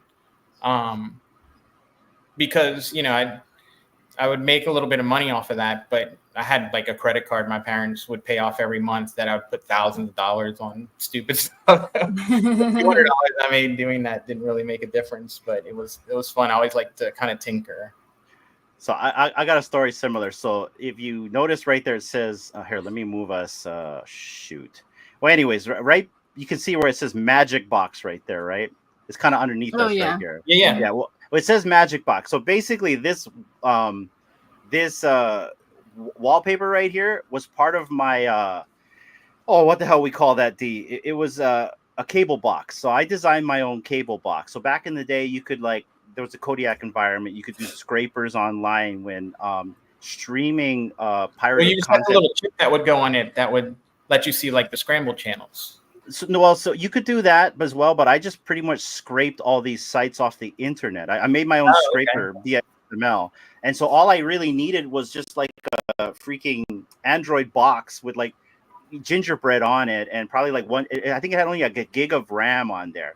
The only issue I had was the allocation of all the various files, because Android back then was just so what's the word? It would just eat up all the resources, and then it would store all these files. So I figured out a way to get rid of all those miscellaneous files, and I created a box. And I bought this box for like $10. It was such a racket. D and I was getting off like the version of Temu back then, $5 Android boxes, and I sold them for $350 a pop. And you could have anything and everything, and it wasn't shitty streams. It was like high definition streams. I had my own server where everyone could like literally just pull the firmware right off of me. They had to tell me when they were going to do it, and I could allocate them to get in to actually update their boxes. But I did that for 3 years. I made a shit ton of money, and I just did it because I wanted to try. I was tired of paying for cable, and I said, okay, well, how the hell are we going to get past this? And I learned how to make my own box, and I said, holy shit, we can sell this. And I sold it to everybody. I did demonstrations, BigA, where I would go to people's houses. We went like to their houses. Yeah, we went to their houses, and I used to get like the Bluetooth remote that had like the flip up keyboard, so you could type and web browse and everything. And I sold it. I sold it to grandmas. I think that's part of where I got my money to invest in the Tesla, was through that. I did it for really? Yeah, but then it became illegal, to stream pirated content. So then after that, I reached out to all my customers. I said, yo, this is what's going on. The laws are changing. I'm closing down everything. You guys can still use your boxes to an extent. And then, you could do VPNs after that. But now streaming pirated content is illegal. But at the time, I made a ton of money doing that, selling Android boxes and playing solitaire on them. That's what I meant. Yeah, they figured out that was making lots of bucks on their products. So making lots of toikin. So. They had like a big YouTuber guy that had like tons of cars and stuff that went down for like something similar to that. He was selling like pirated stream. Well, he would buy the stream and then rebroadcast it to everyone who bought the service and make what's his name? I don't remember his name, but he was like all over the news. But he had like he was always like flaunting how many cars and stuff he had and whatnot. But yeah, it's it sounds like it was a nice little business. It was fun. it was fun, and like I said, I wasn't breaking the law because at the time it wasn't Yeah. against the law, but when the law changed, I literally changed with it, right? You know what I mean? Like when things like that happen, I'm like, okay, you know what, I'm not gonna fuck around with any of this shit. If they're telling me that this is illegal now, then it is illegal, because I wasn't the only one doing it. Everybody, there were websites out there where you could buy these boxes. I never did any of the website stuff. I pretty much just sold to like people I knew, and then some of their friends and stuff like that. And I kept support. Anyone that needed support, I would always support them. I was always readily available by email. I would respond quickly because it was a service that I was providing. And it's a one-time fee. They pay this, because $350, and they pretty much, I paid $5 for the box. So like, let's just call it came with utility, right? And for 3 years, I took care of all my customers until the law changed. And then I drafted an email. I said, the laws are changing. This is what's going on. The boxes are done. You can still use these to download whatever Android games that's gone on it, but everything and anything that you can scrape will no longer work after this certain amount of time. Yeah, that would have been really cool to do something like that. Because you have a whole little like building, and then you have like the software part of it. It's fun, man. And so like the reason why we called it the Magic Box is, so my buddy was like a partner of mine because we needed some funding, right? So he kind of like funded the initial startup for this because I needed to buy a bunch of boxes. So but we had a focus group of kids, and the kids ranged from 5 to like 20 years old. And they said, wow, Uncle, this is like magic. It's like magic in a box. And I said, that's what we're going to call it. We're going to call it the Magic Box. And so still till this day, I keep this this wallpaper is on everything that I use, because it just reminds me of when I made this box. Because besides the fact that I made some good money, I made a lot of people happy, because a lot of people got to watch things that they weren't able to watch before. They didn't have to pay a big cable bill for it. And it was just fun to do. It was a fun thing to be involved with. And we had a good time with that. I think I was giving those things away for like wedding anniversary gifts and stuff like that. Oh wow! Yeah, it was fun. It was fun until the laws changed, and we stopped. Yeah. So I know Hinano had a lot of fun doing that, because it's like it's in his realm of things of programming and coding, and I'm just kind of like in the background, the person that grabs the stuff in the wagon and goes door to door and has all the paperwork and stuff. But it was a good venture. Anybody could do it, right? It's not like I was a genius that created this myself. It's like there were online tutorials, right? I mean, you even had services out there that would do exactly what I was doing, but do it for you, and you could link your own boxes to it as well. So like everyone and anybody was doing it until the laws changed. I think a lot of people don't realize a lot of stuff it isn't super hard. Like once you know kind of what you're doing, or get kind of pulled through the first few parts of it. Like when I would have thought like HVAC work was the most difficult thing in the world, and it's really not that complicated. It's pretty straightforward. Like I've always kind of been a tinkerer. Like my dad, even though he's a physician, when he first started making like his first like real extra money, he's never been into like fancy things. He's never cared about cars or anything. He started buying rental properties, and from a young age, they always got me involved. So I would do like all the rent checks and stuff, and log in and get the bank deposit ready. And then like when we'd have repairs, I'm the one that kind of started learning how to do it. So they'd drive me over there. I was 13, 14 doing like handyman landlord duties at our rental properties. Yeah. Placing outlets, connecting dryer hookups, just any little thing that needs resetting toilets, putting in shower valves, just whatever needed to be done. I mean, I'm in high school and I'm doing it, and I enjoyed it. I always like kind of like taking stuff apart and putting it back together. So that was kind of always like what I wanted to do. I was going to go to med school, take over my dad's practice, but also start building like a real estate kind of empire. And then I went into college and spent like 7 years.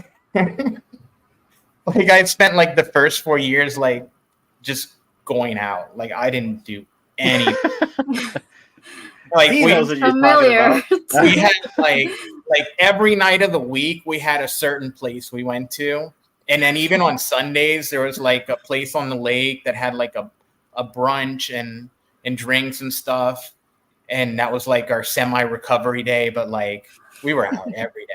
And then finally, like the last 3 years, I went from like literally every semester I'd start the semester, I'd go a little bit, and then I have to like drop all my classes. And so I did that for like 4 years. And then like in my final 3 years, like I actually applied myself, and I got like in the biology honors club and got on dean's list and got into actual medical school and was going to go. And I was like, you know, I don't really want to be a doctor. I really enjoy like doing the real estate stuff. So why can't I just skip over to do that? And my dad's like, I don't care. Yeah. He was like, you know, where I'm in now, I'm in like the golden age of medicine, but like, you know, with the HMOs and all coming in, it's a lot of work. It's not going to be as profitable as it is for me now. So don't do it unless you love it, because it's, you know, 10, 12-hour days. And so I went straight into real estate, and I enjoyed it. And I went straight into buying a couple of properties, and then I got hooked up with a real estate developer. He actually, around the time I was working with him, was all the way over $1 billion net worth. So he actually wrote a book called The Billionaire Real Estate Developer, or something like that. And we were doing projects all over the US. We're doing one big resort in Texas where like the Disney Imagineers were like designing it, because it was going to be like a recreational park / condo. He was a big condo developer, and in Florida. So I was in Florida for off and on for a year or two. And it was fun. I learned a lot, but then like the 2008 crash happened. So the condo markets got wild. Oh, the subprimes. But it was beyond that. It was the growth of that panhandle condo market was basically like the NFT boom. Like literally they'd buy land, they would propose the property. Before they even broke ground, they pre-sold everything. They had more buyers than they had units available. So they would have lotteries. The people would lottery to be able to buy one. And we're talking $600,000 to $2 million condos. We're not talking like 100,000. Yeah. But you didn't actually have to take the loan on at the pre-sale. All you had to do was get the bank to show you had something like just like 200,000, just a letter of credit. I think even some of them just 100,000. And what you would do is 8 to 10 months later, when the project was finally finished, when you'd sell it before you even closed on it. And then you'd do like a dual closing. So you really never had to take the loan. You'd close your property, and in the same one, you would close the sale of it and profit a couple $100,000 without putting up a penny. Like it was the NFT market in real estate. That's literally what it was. If you were able to mint, you were going to make money. You sold right away. And even if you didn't sell right away, they continued up until it didn't, and then it crashed, and then it was pretty bad. The crash. So you pretty much been around the block, BigA. Mm-hmm. Yeah. I came back after that, and then I started buying like big commercial properties. My dad did help me like with all the down payments and stuff. So I won like the parent lottery. So I'm not gonna like pretend like it was all hard work. Like literally, my parents like helped me get all my property. I worked them and I paid them back, but without them, I wouldn't have come up as quick as I did. Yeah. Of course, yeah.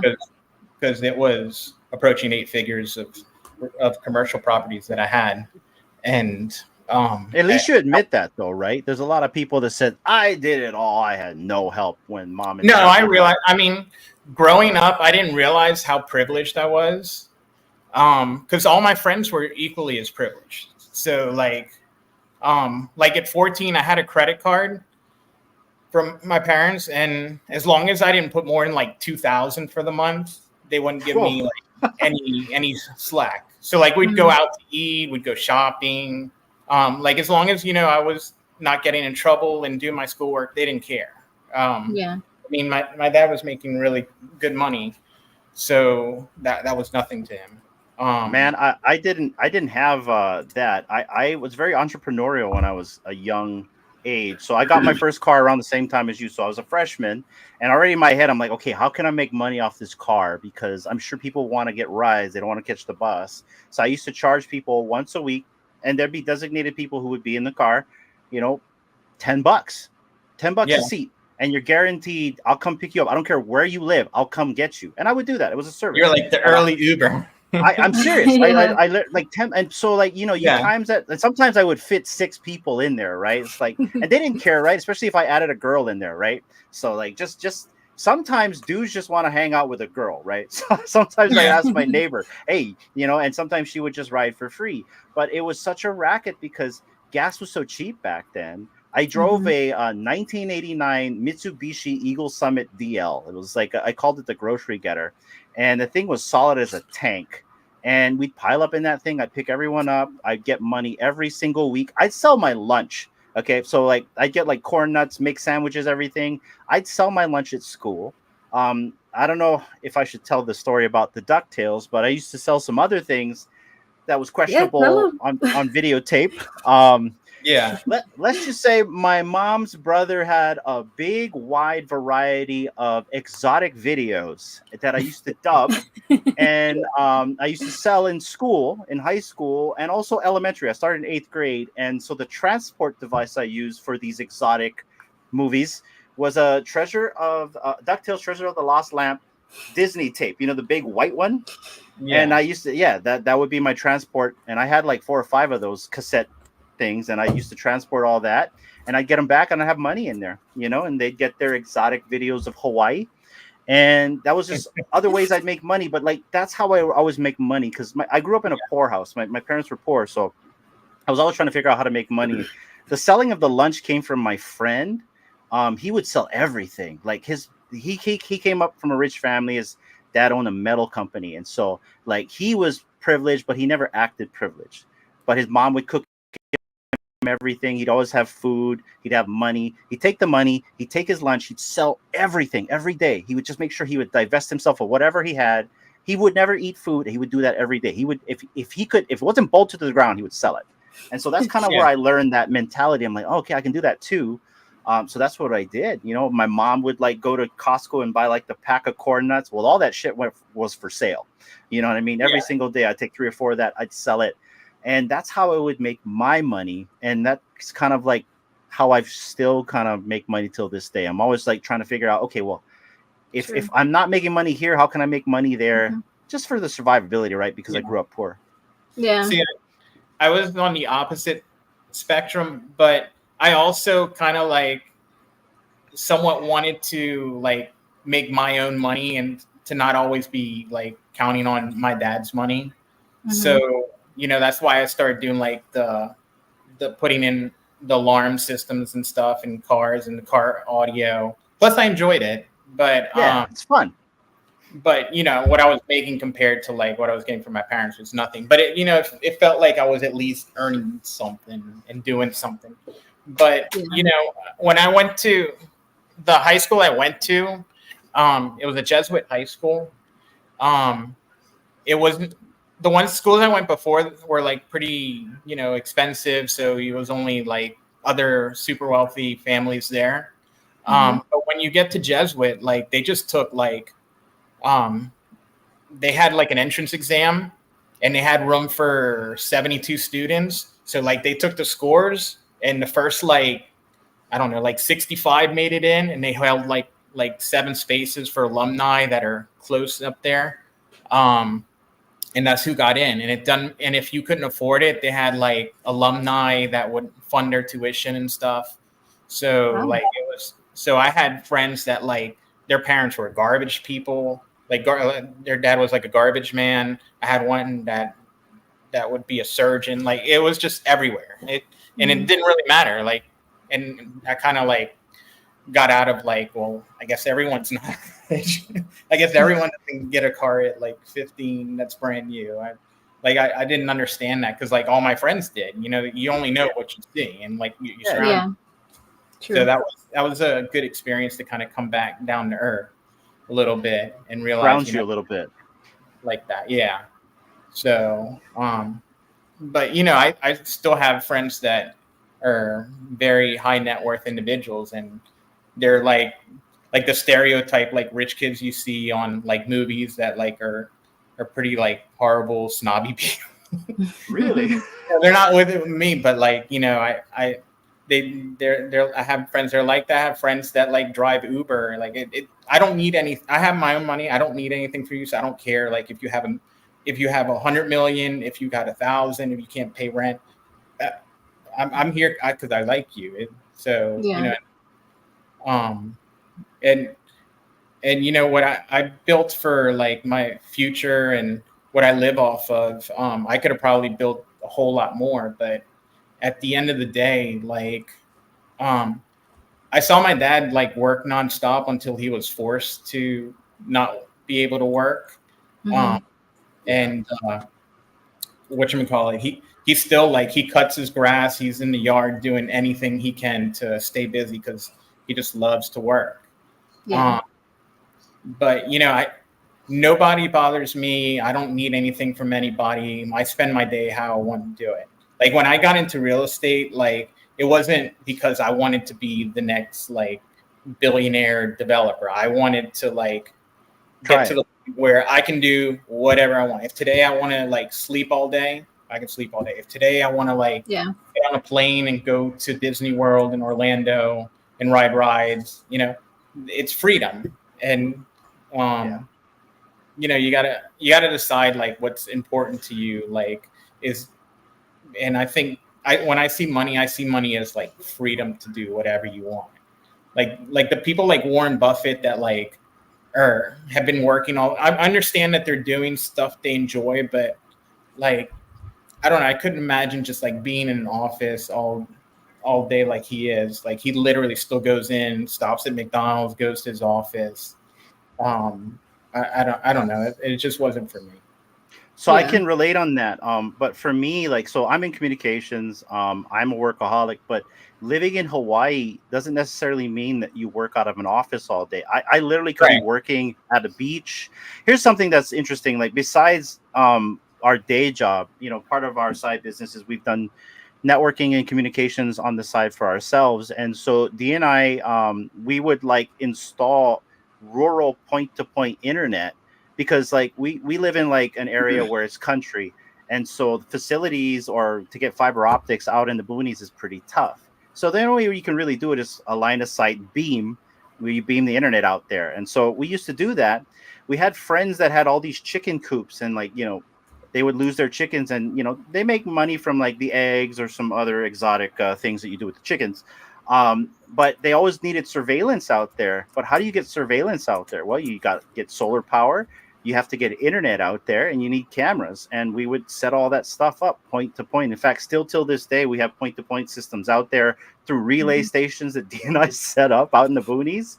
You know, you just take like a watertight container, you put batteries in it, and you know, a solar array, and you beam, like you have like two repeaters, and you beam off of there. We do stuff like that, and it's fun because like I get to climb a tree and hang an antenna up there and just hang out in nature, and just, you know, and also do something interesting. Like who the hell is putting internet out in the boonies, right?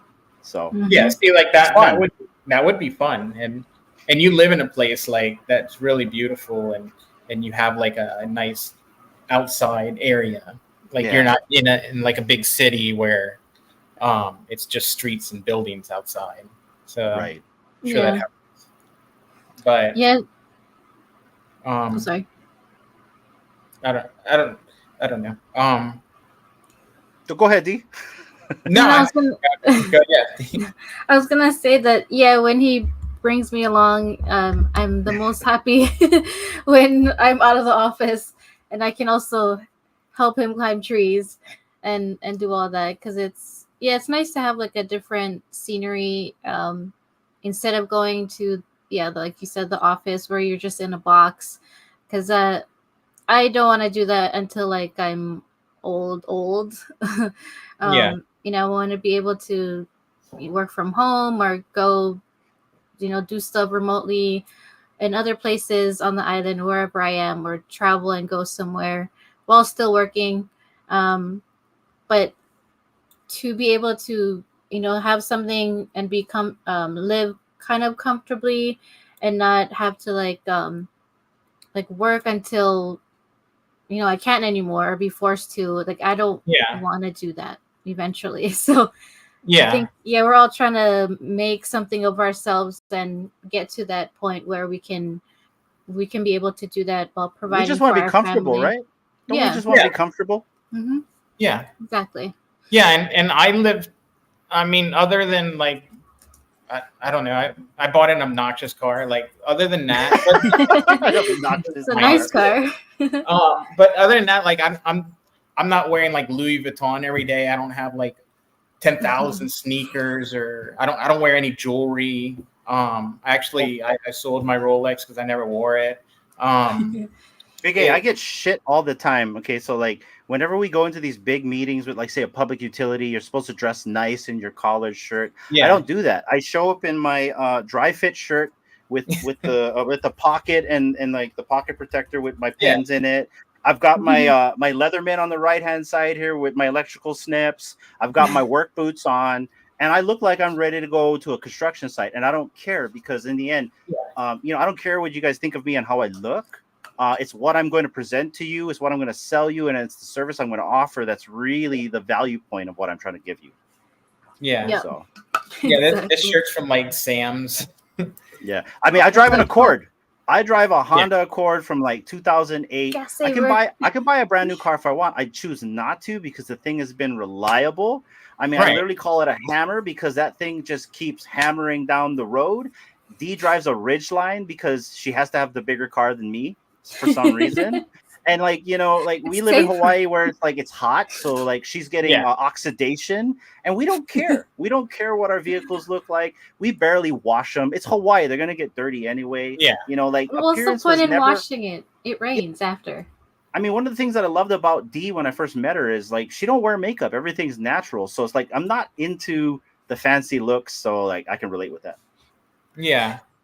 Yeah. I mean, like with me, I don't drive a lot, because like my rental properties are pretty close. I go to the grocery store that's like a mile away. Like everywhere I go to is like within 2-3 miles. Like I literally drive less than 1,000 miles an entire year. Nice. So like, I wanted to leverage that into, well, why don't I buy a nicer car that since I'm only barely putting any miles on it, it's going to retain its value. But you can't do that with like a new car or a small, a more inexpensive car, unless you go to like, I don't know, like an old Viper or something. And I didn't want to go with super old tech. So I found a deal on the car I bought for the spec. It is a really nice spec, very, very hard to find.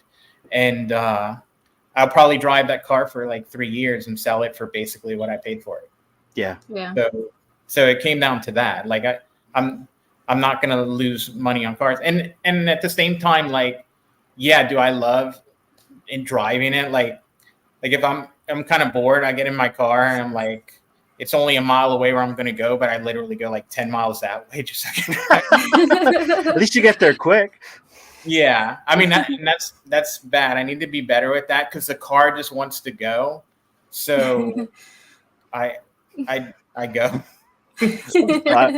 I get you, A couple man. of times I get home and I want to make sure I'm looking to make sure like cops didn't follow me. I'm driving like an asshole. Like It's not even there's literally a review on the car, and the guy's like driving. He's like, "Man, the only one of the cons of this car, it's really hard to not drive like an asshole in this car." I'm like, you know exactly what you, because like, okay, so a normal car, like let's say the accelerator moves this much, right? Mhm. So you're probably pushing it like 3/4 of the way down. yeah. This one, if you push it more than like an inch, like you're zooming, like you're burning. Ass in the seat. So like you can only like just do that so much, and you Gotta caress it. You gotta give it a gentle caress. yeah, you want to hit it, but it sounds amazing, and I've never had like, well, no, I had a Ferrari 360, but this is but see, and that's another thing, like when I traded in that Ferrari on the Bentley, that was back in 2011. I got 102,000 for that F360. If you look at prices right now, they're literally about 100,000 right now for an F360. So like I could have kept that car and it would have been the same. So you know there's cars that like they'll do that. A 458 or 488 Ferrari will do that. So over here, you're not going to see a lot of Ferraris because, you know, rust and the islands and stuff like that. But over here, and believe it or not, the biggest gold for anybody here, it doesn't matter if you're Hawaiian or if you're like from the States, is a Toyota. I mean, because we have so much land here that you can traverse with your vehicles. And like, so I bought a 04 Tacoma SR5 four-wheel drive. I got it in Cerritos for like $19K on a 4th of July special, shipped it here. And then I drove that thing around for, I bought it in 04 and then we sold it in when we got our daughter in like 2011, 14, we sold it. Sold in 2014. Yeah, and mainly because it was an extra cab, right? You know, and it didn't have any suicide doors or nothing on it. For one, I was broken to sell it because I took really good care of that truck and it went everywhere. But I pretty much bought it for $19K and then I sold it for $16K, you know, and it had wear and tear on it. It had a couple scratches on it. But other than that, that's it. And all I did was just change oil. That's it. I didn't do anything else with that truck. It was a fucking Toyota. You didn't need to do anything else. You could like bury that thing into the water. It'll still run. Toyota, they just do their value. So and they don't have like the big issues as long as you maintain them. That's the big thing. Yeah. You do oil. Change oil. $3,000 difference from when I bought it brand spanking new. $19K out the door with all taxes and fees paid, right? You know, it's like. Yeah, so I got my money's worth off of that. So like I can understand that it's not an exotic car, but like even like but there's lots of cars that you get the right car, it will hold their value. A lot of trucks do very well in holding their value, especially if you keep the mileage down. Yeah, because they're always using trucks. Yeah, I think I sold that thing with $90K, but I miss it so much because unlike the racing cars here, we just love to go off-roading. Unfortunately, I bought a Ridgeline because I was going for safety, right? I was like, okay, what's the safest thing that I can get? I might as well get a freaking Honda Odyssey with a bed. And so that's what I did. But I mean, that thing has been reliable too. And even the resale on that thing is like, it's pretty good. You know, you could probably sell that thing for like $8K the way that it still looks with 180,000 miles. But what's so crazy about Toyotas here, you can sell a Toyota here that has 250,000 plus miles for like 8-10K and someone will buy it because it's crazy. That's just sought after. It's that here too. Like as long as it runs and it's a decent truck, the Toyotas, Tacomas and stuff, they'll hold their value. I mean, the doors could fall off. Especially the older models, which are more like they lasted, I guess, this long, but the way that they make stuff nowadays is kind of more there's a lot of more electronic stuff to break. Like the older ones, like if you look on Craigslist, it's like it's crazy what people still want for it. I'm like, and it's how many years old? I used to love going off-roading. Did you see the picture of what I used to drive in college? No. Oh no, you had that Dodge, right? Yeah, I had the Dodge that was like from the movie Twister. Yeah. What was that like? That's like not final like form. 98 or 97, right? Yeah, somewhere around there. Maybe Remember 90. Uncle K, Uncle K with the Yeah. white truck? Yeah. So Mhm. like my uncle had that same truck, so I used to borrow it all the time because I used to take it to auto shop and pretty much change his oil and do service. Yeah. But like, he would let me take it on cruises. So, you get your girlfriend on the side. We go up to the Mauna Kea mountain and, take them up there on like a Yeah. sunset when it's snowing in Hawaii. Yes, it snows in Hawaii. But yeah, that truck was badass. The Twister truck. Yeah, that Yeah. was a huge truck for a small guy because he was small. In its final form, in that picture, it's only got like a 3-inch lift with 35s and 33s on there. In its final form, I had 5-inch suspension lift and 3-inch body lift, and it had 39.5-inch tires on it. So it was like a The full works. monster truck. Yeah. And we would like go to spring break and like we would load up girls in the back. Of course. Yep. Or we'd go out to the bars and like we would park like right in front. And I had like 2 buddies that had like equally like obnoxious cars. And I mean, the Tacoma was a selling point to like get her to date me. That worked. So because I let her drive it, and I gotta tell you, like, I don't even let my mom drive any of my shit. So like, letting her drive it, I was like, privileged. is it was it thick? Huh? No, Was it was it automatic. automatic? It was automatic. Yeah, it's automatic. What I loved about that is so I've never really experienced buying a vehicle in the mainland until I look for that truck, because here in Hawaii it's a little bit different. It's not so cutthroat, but up there, holy shit, it's cutthroat. Like, we went to this one dealership and I was going to settle on a black Tacoma with a brown interior. I didn't like it, but the price was what I wanted to pay for it, which is around $19K for a 4x4. And like, they were going to sell me everything that possible. Like they literally wanted me, like they were going to get me like cigarettes and like food for me to buy the cars. Like they would get me soda. And then when they bought a soda, right? And I said, you know what? I changed my mind. They're like, oh, you're going to pay for the soda that my salesman bought you? Like, the fuck? You know what I mean? It's like, Yeah. oh, Yeah. Some of these car dealers, they're bad. And then like when you get like the final paperwork, like you negotiated a price, but then they have like, they added the fees and the ceramic coating, the cleanup fee, the transport fee, the dealer inspection fee, like all these bullshit fees just to raise the price on you. You gotta ask D. I love going in there and wheeling and dealing with them, because in the end you hold all the power. That's what people don't get when you walk into these dealerships. Like they make you feel like you don't hold any power. Like, oh, you got to do it this way. They always want to finance shit, no matter what. Everything is finance. Because they make money off the financing. They make money off of it, especially their buddies, and they put you down this certain whoever they're going to use. But I remember I walked in there. This is the car I drive right now. This is why I love this car, because I wheeled and dealed the shit out to get this car.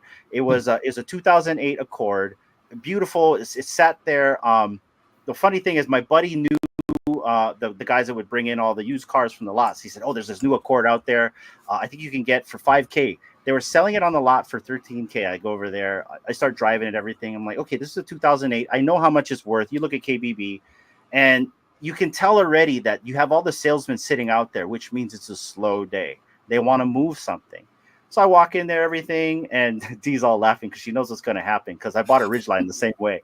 And we go in there and they give a price. They're like, oh, okay, well, with taxes and fees, come out to $15K. I was like, that's bullshit. $15K for a 2008 Honda Accord with 50,000 miles? You're crazy. This is how much KBB. And then, so like, I pull out my smartphones. I had 2 smartphones. And then we start wheeling and dealing. And then I would write a check. And like, okay, well, you know what? How much do you want to pay for it? Like, I really just want to pay like $5K for the thing.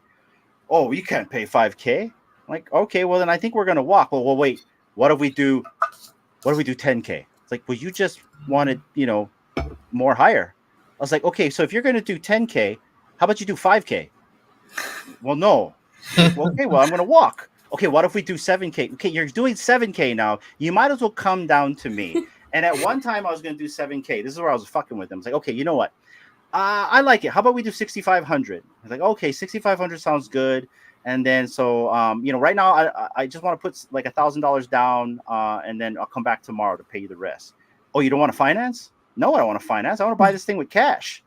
And like, oh, well, oh, I don't know, but this was as if we financed it. I'm like, okay, well then forget it, right? And then I tore the check up right in front of them. We're walking to the car, and they were chasing after D and I, and so the manager comes out, and this is a local guy now, so he's trying to like placate with me, like, brother, here, come back in. I will hook you. Know, we talk pigeon here, right? I will hook you up. Okay. So I go in there. He's like, okay, 6,500. We can do cash. No, we're not doing 6,500 right now. And so I wrote a check for 5K, like right here. This is how much I want to pay for the car. He looked at me. I'm like, no, 6,500 is what you guys discussed. Yes, that was before I walked out of the building. You got me back in the building. This is what will keep me in the building. $5,000. Okay, that's not good. I ripped the check up. It's 2 checks now I ripped up. I told him I ripped 2 checks up right in front of your face. Forget this already. So then I walk out. I say, okay, 5K. And okay, I said 4,999. Here's the check. That's how much I bought the car for. It was 5,000 with tax, right? So, but just stupid stuff like that. I love playing around with these guys because in the end, you have all the power. That's what people need to understand when you walk into these dealerships. Don't let them play you around. Don't let them tell you this is how much it costs because of all the fees, because they do all of that crap. Well, you got to pay for this fee. You got to pay for that fee. We maintain the car on this. We change these parts. I don't care. You know what I mean? I don't give a shit. Yeah. This is how much I want to pay. You want to move cars. You have you have 5 guys sitting out here on the wall. What you're paying them what? To just hold the wall up? That's the kind of stuff right there. Anyway, I went on a tangent. I'm sorry. We did, but that's okay. I mean, I know in most cases, they take advantage of when a female just goes in there by themselves. So word of advice, always have a male with you, unless, you can do it by yourself. So when my girlfriend, she was buying a Mustang, and she went in and she wanted to negotiate her own thing. Okay. And I think she got a pretty good deal, but I'm like, I bet you I can get a better deal. So I called a competing dealership and I said, look, my girlfriend went to this other dealership and they were a little disrespectful and down to her. And she wants this car and they gave her this price, even if you just beat it a little. Like I don't want her to buy because they were kind of disrespectful, and it was complete bullshit. I'm just making it up. I'm just playing on the stereotypes. Mm-hmm. And sure enough, I got a better deal. Like $800 off. Yeah, but that's all you got to do, right? You just wheel and deal, because in the end, they just want to move cars, especially if it's a used car, because all they did was bring it in. All they did was clean it up, maybe tighten a couple screws, and then they put it on the lot. That's it. Yeah, that's why it's so entertaining when I go with you, or if I know that someone is like looking for a car, I'm like, you should take Hinano. It's gonna be quite entertaining, and you'll get the deal you want. Yeah, it's hilarious. It's fun. I buy all my cars online now because there's nothing that I can get close by. Because you basically have to look nationwide if you're looking for like a certain spec car that's like an exotic, because they're going to be spreading throughout. But now it's easier because I can pull the VIN right away. I can pull the Carfax. I can call the dealership. I can call Aston Martin, say, give me the history of this car every time it was in for service. Yeah. And even Carfax, you got to watch, like, because some of the stuff doesn't get reported. Yeah. So, and then you can FaceTime with them and kind of see the car, at least without going there. And so it's easier, because back in the day you had to do it like when I bought the Ferrari new, but I bought the Maserati. I had to use DuPont registry. So like that's when you actually had like the book and you'd open it and stuff. I see. And you'd call in and talk to them, and then just you kind of hope that like when the car comes in, it's what they said. Oh yeah. I'm old school. I need to open the hood. I need to get underneath. I need to see if anything's leaking. I need to drive it. I need to see if the transmission's freaking shifting badly. I need to know all this stuff. I'm just weird like that, I guess. Like I don't think I could ever buy a car online unless I saw it. I don't know if that's weird. Yeah. I know a lot of people are doing it. There's Carvana and all that stuff now. So Mm-hmm. Yeah. I Yeah. think you get to see it physically, so you're not buying a lemon. Well, a lot of the places have like a 1 week return or 2 week return policy. So like if something's wrong with the car, you're just out like the shipping. So you just bring the car straight to like your local mechanic that works on it, which, on these cars, there's literally like one person in the city that can work on it. Yeah. At least where I'm at. Yeah. Because you have to have like a um certain thing that can interface with the car to do like the programming and stuff. So if they don't have that, they can't work on the car. Yeah, my buddy, he bought a Forerunner. It was an imported Forerunner from Japan, so it was on the other side of the steering wheel's right hand side, right? Yeah. But then also like all the parts just to work on the vehicle, you need someone that knows the vehicle because it's not the same like the American built ones here. So like luckily there's like one dude on the island that knows how to work on these things versus where you can probably find more dudes, right? Or women because you're in the mainland and stuff like that though. But Yeah. I can understand that. Like only certain things can interface with this. Like the closest one knows Houston. So like if the local guy didn't do it, it would cost me like $3,000 round trip to get the car. So like if I have like a little small repair, it's almost not worth it to send it all the way to Houston. So luckily the people that I've used are really good. Like I had dropped something on the back of the 360 and it made like a little ding in the back that I was going to get like paintless dent removal out of it. So when I brought the car in for service for the first time, when I went to pick up the car, he's like, hey, I want to show you something. He brought me right to the trunk lid and he's like, there's this ding here. I'm not sure if we did this, so I want to bring it to your attention in case we did. Like, no, we did that. But like, what other mechanic? Cool. Yeah. That could be thousands of dollars to repair. And for like, it was just an $800 oil change that was there for. But he was super honest. I was really, really lucky. See, I've been lucky because I grew up with a bunch of motorheads. So like I took auto shop, but I was very proverse in computers. So like the VAT-40, one of the very first diagnostic machines was freaking huge. You know what I mean? It was like almost the size of a car. I knew how to work that thing.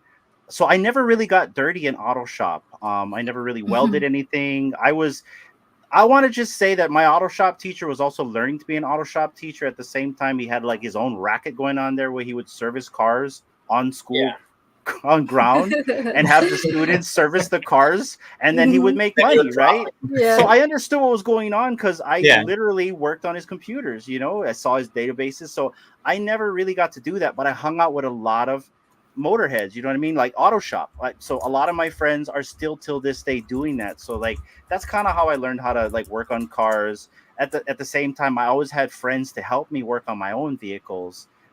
So they're always honest and they always could tell me what I can look for. That's probably why I want to go and look at the car, right? Because I grew up just like with all these people that told me that, okay, these are the certain things that you got to look for on these vehicles, depending if it's a lemon or not, like that. So, but I always had that resource on the side of me if I needed it. Yeah, it does come in handy now when, because I don't know shit about like cars. Well, I know some now, but it's good to have people that I can call and be like, hey, if she can't get a hold of me, she has like an entire phone book list of friends that she can call, and they're all mechanics. All mechanics, and they live, somewhat nearby, so it's like 20 minutes away. Yeah, they've had to rescue me a few times, but we won't get into those stories. Yeah, or sinking a car into the Pacific Ocean. Maybe for the next time BigA comes on. But BigA, we've been on for like 2.5 hours. Has it been? Oh my god! Yeah, I mean, that's usually what happens here on the Real Uncommon podcast. We end up we talk your ears off, and then you lose track of time. So I think we're gonna kind of close it out pretty soon. But we had a really good conversation of finding out how you got here. Talking about the differences between Moonboys and Futters, our own MacGyver-ish type of things that we've done in the past, and now cars. It's been a really interesting conversation. And so I'm going to run this giveaway for everyone, and I appreciate all 163 of you watching right now and being patient. Oh, no kidding. Wow. But while I'm doing that, Big A, I want to thank you for coming on and just kind of like talking story with us. I know when we first started, you were like wondering if you were gonna make the show boring. I think this has been one of the most interesting and fun shows that we've had in a while, because this was not about digital collecting. This is pretty much just about you, us, life, and these are the type of conversations that Dee and I love to have. We like to get to know people in the community. I think we're able to establish that for not only you and us, but also the people in the chat. Yeah. Thank you for coming on. I know it's a few hours ahead of us, so I appreciate you hanging out when you could probably be sleeping. Yeah. My final walk of Loki is about to happen soon. Oh, okay. Okay, well, like 11:45. Well, oh damn, man. So we don't want to keep you too much. So guys, no, I'm fine. You don't care. Okay. Well, first things, we're going to be giving away. He's chilling right there. Oh, wait. Oh, that's so cute. That is cute. We're going to be giving away this new Neon Paradise Project NFT that we're creating. This is Madame Pele, the fire goddess right here. And it's just AI art. So for the people that entered hashtag Aloha Friday, one of you guys are going to be able to win one of these, along with also the legend variant right here of actual Madame Pele herself in human form. And then Big A, since you've been hanging out with us tonight, we're going to get you a Real Uncommon Podcast slab. This gets you utility into our giveaways. You also have a badge because I think Mr. V awarded you a subscribership on our channel. So you got to get into our Discord, because we do, I think, around 8 or 9 giveaways a week in there. And this also gets you into our giveaway wheel. And then also we're going to get you this logo for the Neon Paradise Project, where you can burn it and choose any NFT that you want in the collection. And we have wildcard NFTs that also provide utility for you. So I appreciate that. Well, now, man, I appreciate you for coming Thank on. you. This has been fun. I'm following like Ronnie, who's like super talented and super interesting. So I was really worried that like I would make your show boring. I don't have like, of course not. Like, artistic talent or anything, or any really cool stories or anything.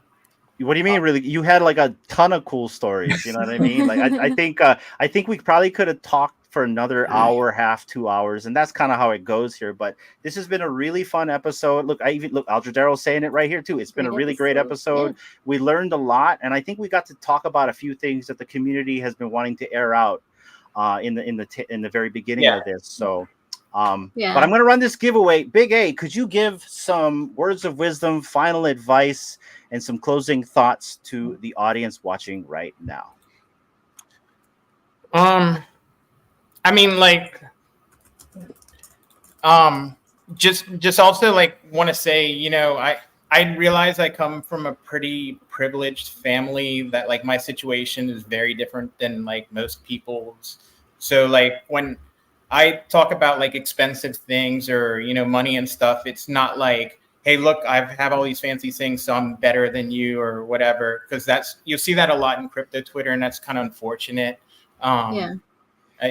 So, you know, money comes and goes. I think, you know, family and security are really important. You know, if I could offer like some advice, you know, what I did with my fourplexes and having like a sustained income as like basically retired, and I don't have to touch my investments because of that.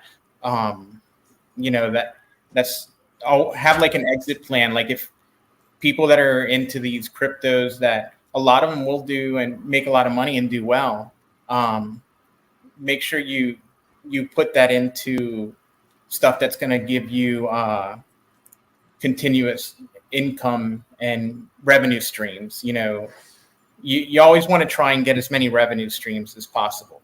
Like I have crypto, I have NFT projects, I have my stock investments, I have my CDs, I have my rental properties, and I'll flip like meme coins. I'll flip crypto miners and stuff if they're available. There's always like different stuff you can do. But And what's funny about what you're saying, you can still do all those things without any money. Like there's these quests out there that you can go and log into on X. There's Zeely quests. You can try to win an airdrop still, which you can flip and you can make money. Sorry, I just wanted to add there. Keep going. Yeah, no, I play Hamster Combat, and that's getting an airdrop to 26. Like I should be getting a pretty decent airdrop from that. And it's just fun. Like and it doesn't take long. It's just a couple clicks a day, and it's fun. Like comparing with my buddies, they're doing it too. Like, hey, how many points per hour you at? How many keys you got? How many skins you got? So, and I'm sure like off the grid's going to be like one of those things where you can play and hopefully make money because you'll be getting NFTs that you can sell, like the good guns and whatnot. So. I think there's a lot of money that can be made in crypto gaming and Web3 once it kind of takes off. So I don't know. I guess that's about it. Great advice. Great advice, guys. Always have multiple streams if you can, and just watch out for yourself. And the only advice I want to give is be open to people's criticism, especially if it's constructive. That's important. But having said that, let's run this giveaway, guys. Good luck to everybody. There's going to be two winners tonight. This is for the Madame Pele, the very first one, the classic edition. Let's see who's going to be. Good luck, everybody. And also, BigA, we're going to send you one as well for being on the program. So thank you. Wow. Fire. Yeah. Who's going to get nice, Hinano. Oh, Kryptoni. Let's go, Kryptoni. Big congratulations to you. Kryptoni, are you still here? Kryptoni. Is he still there? I think he's still here. All right. Classic. Is he still there?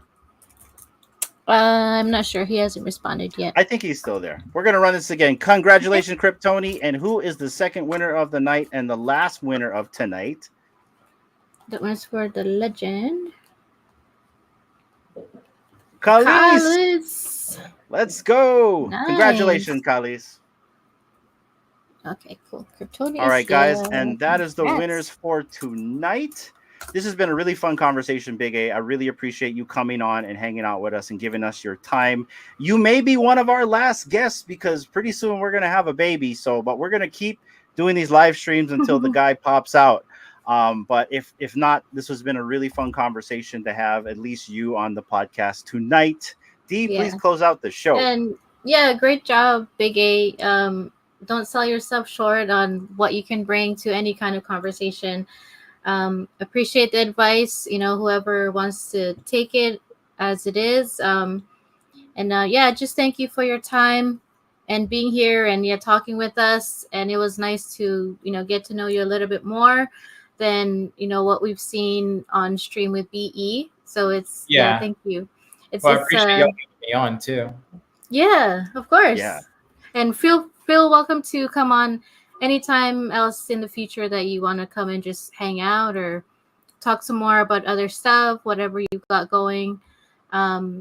Just appreciate your time. Hope you have a good rest of your weekend.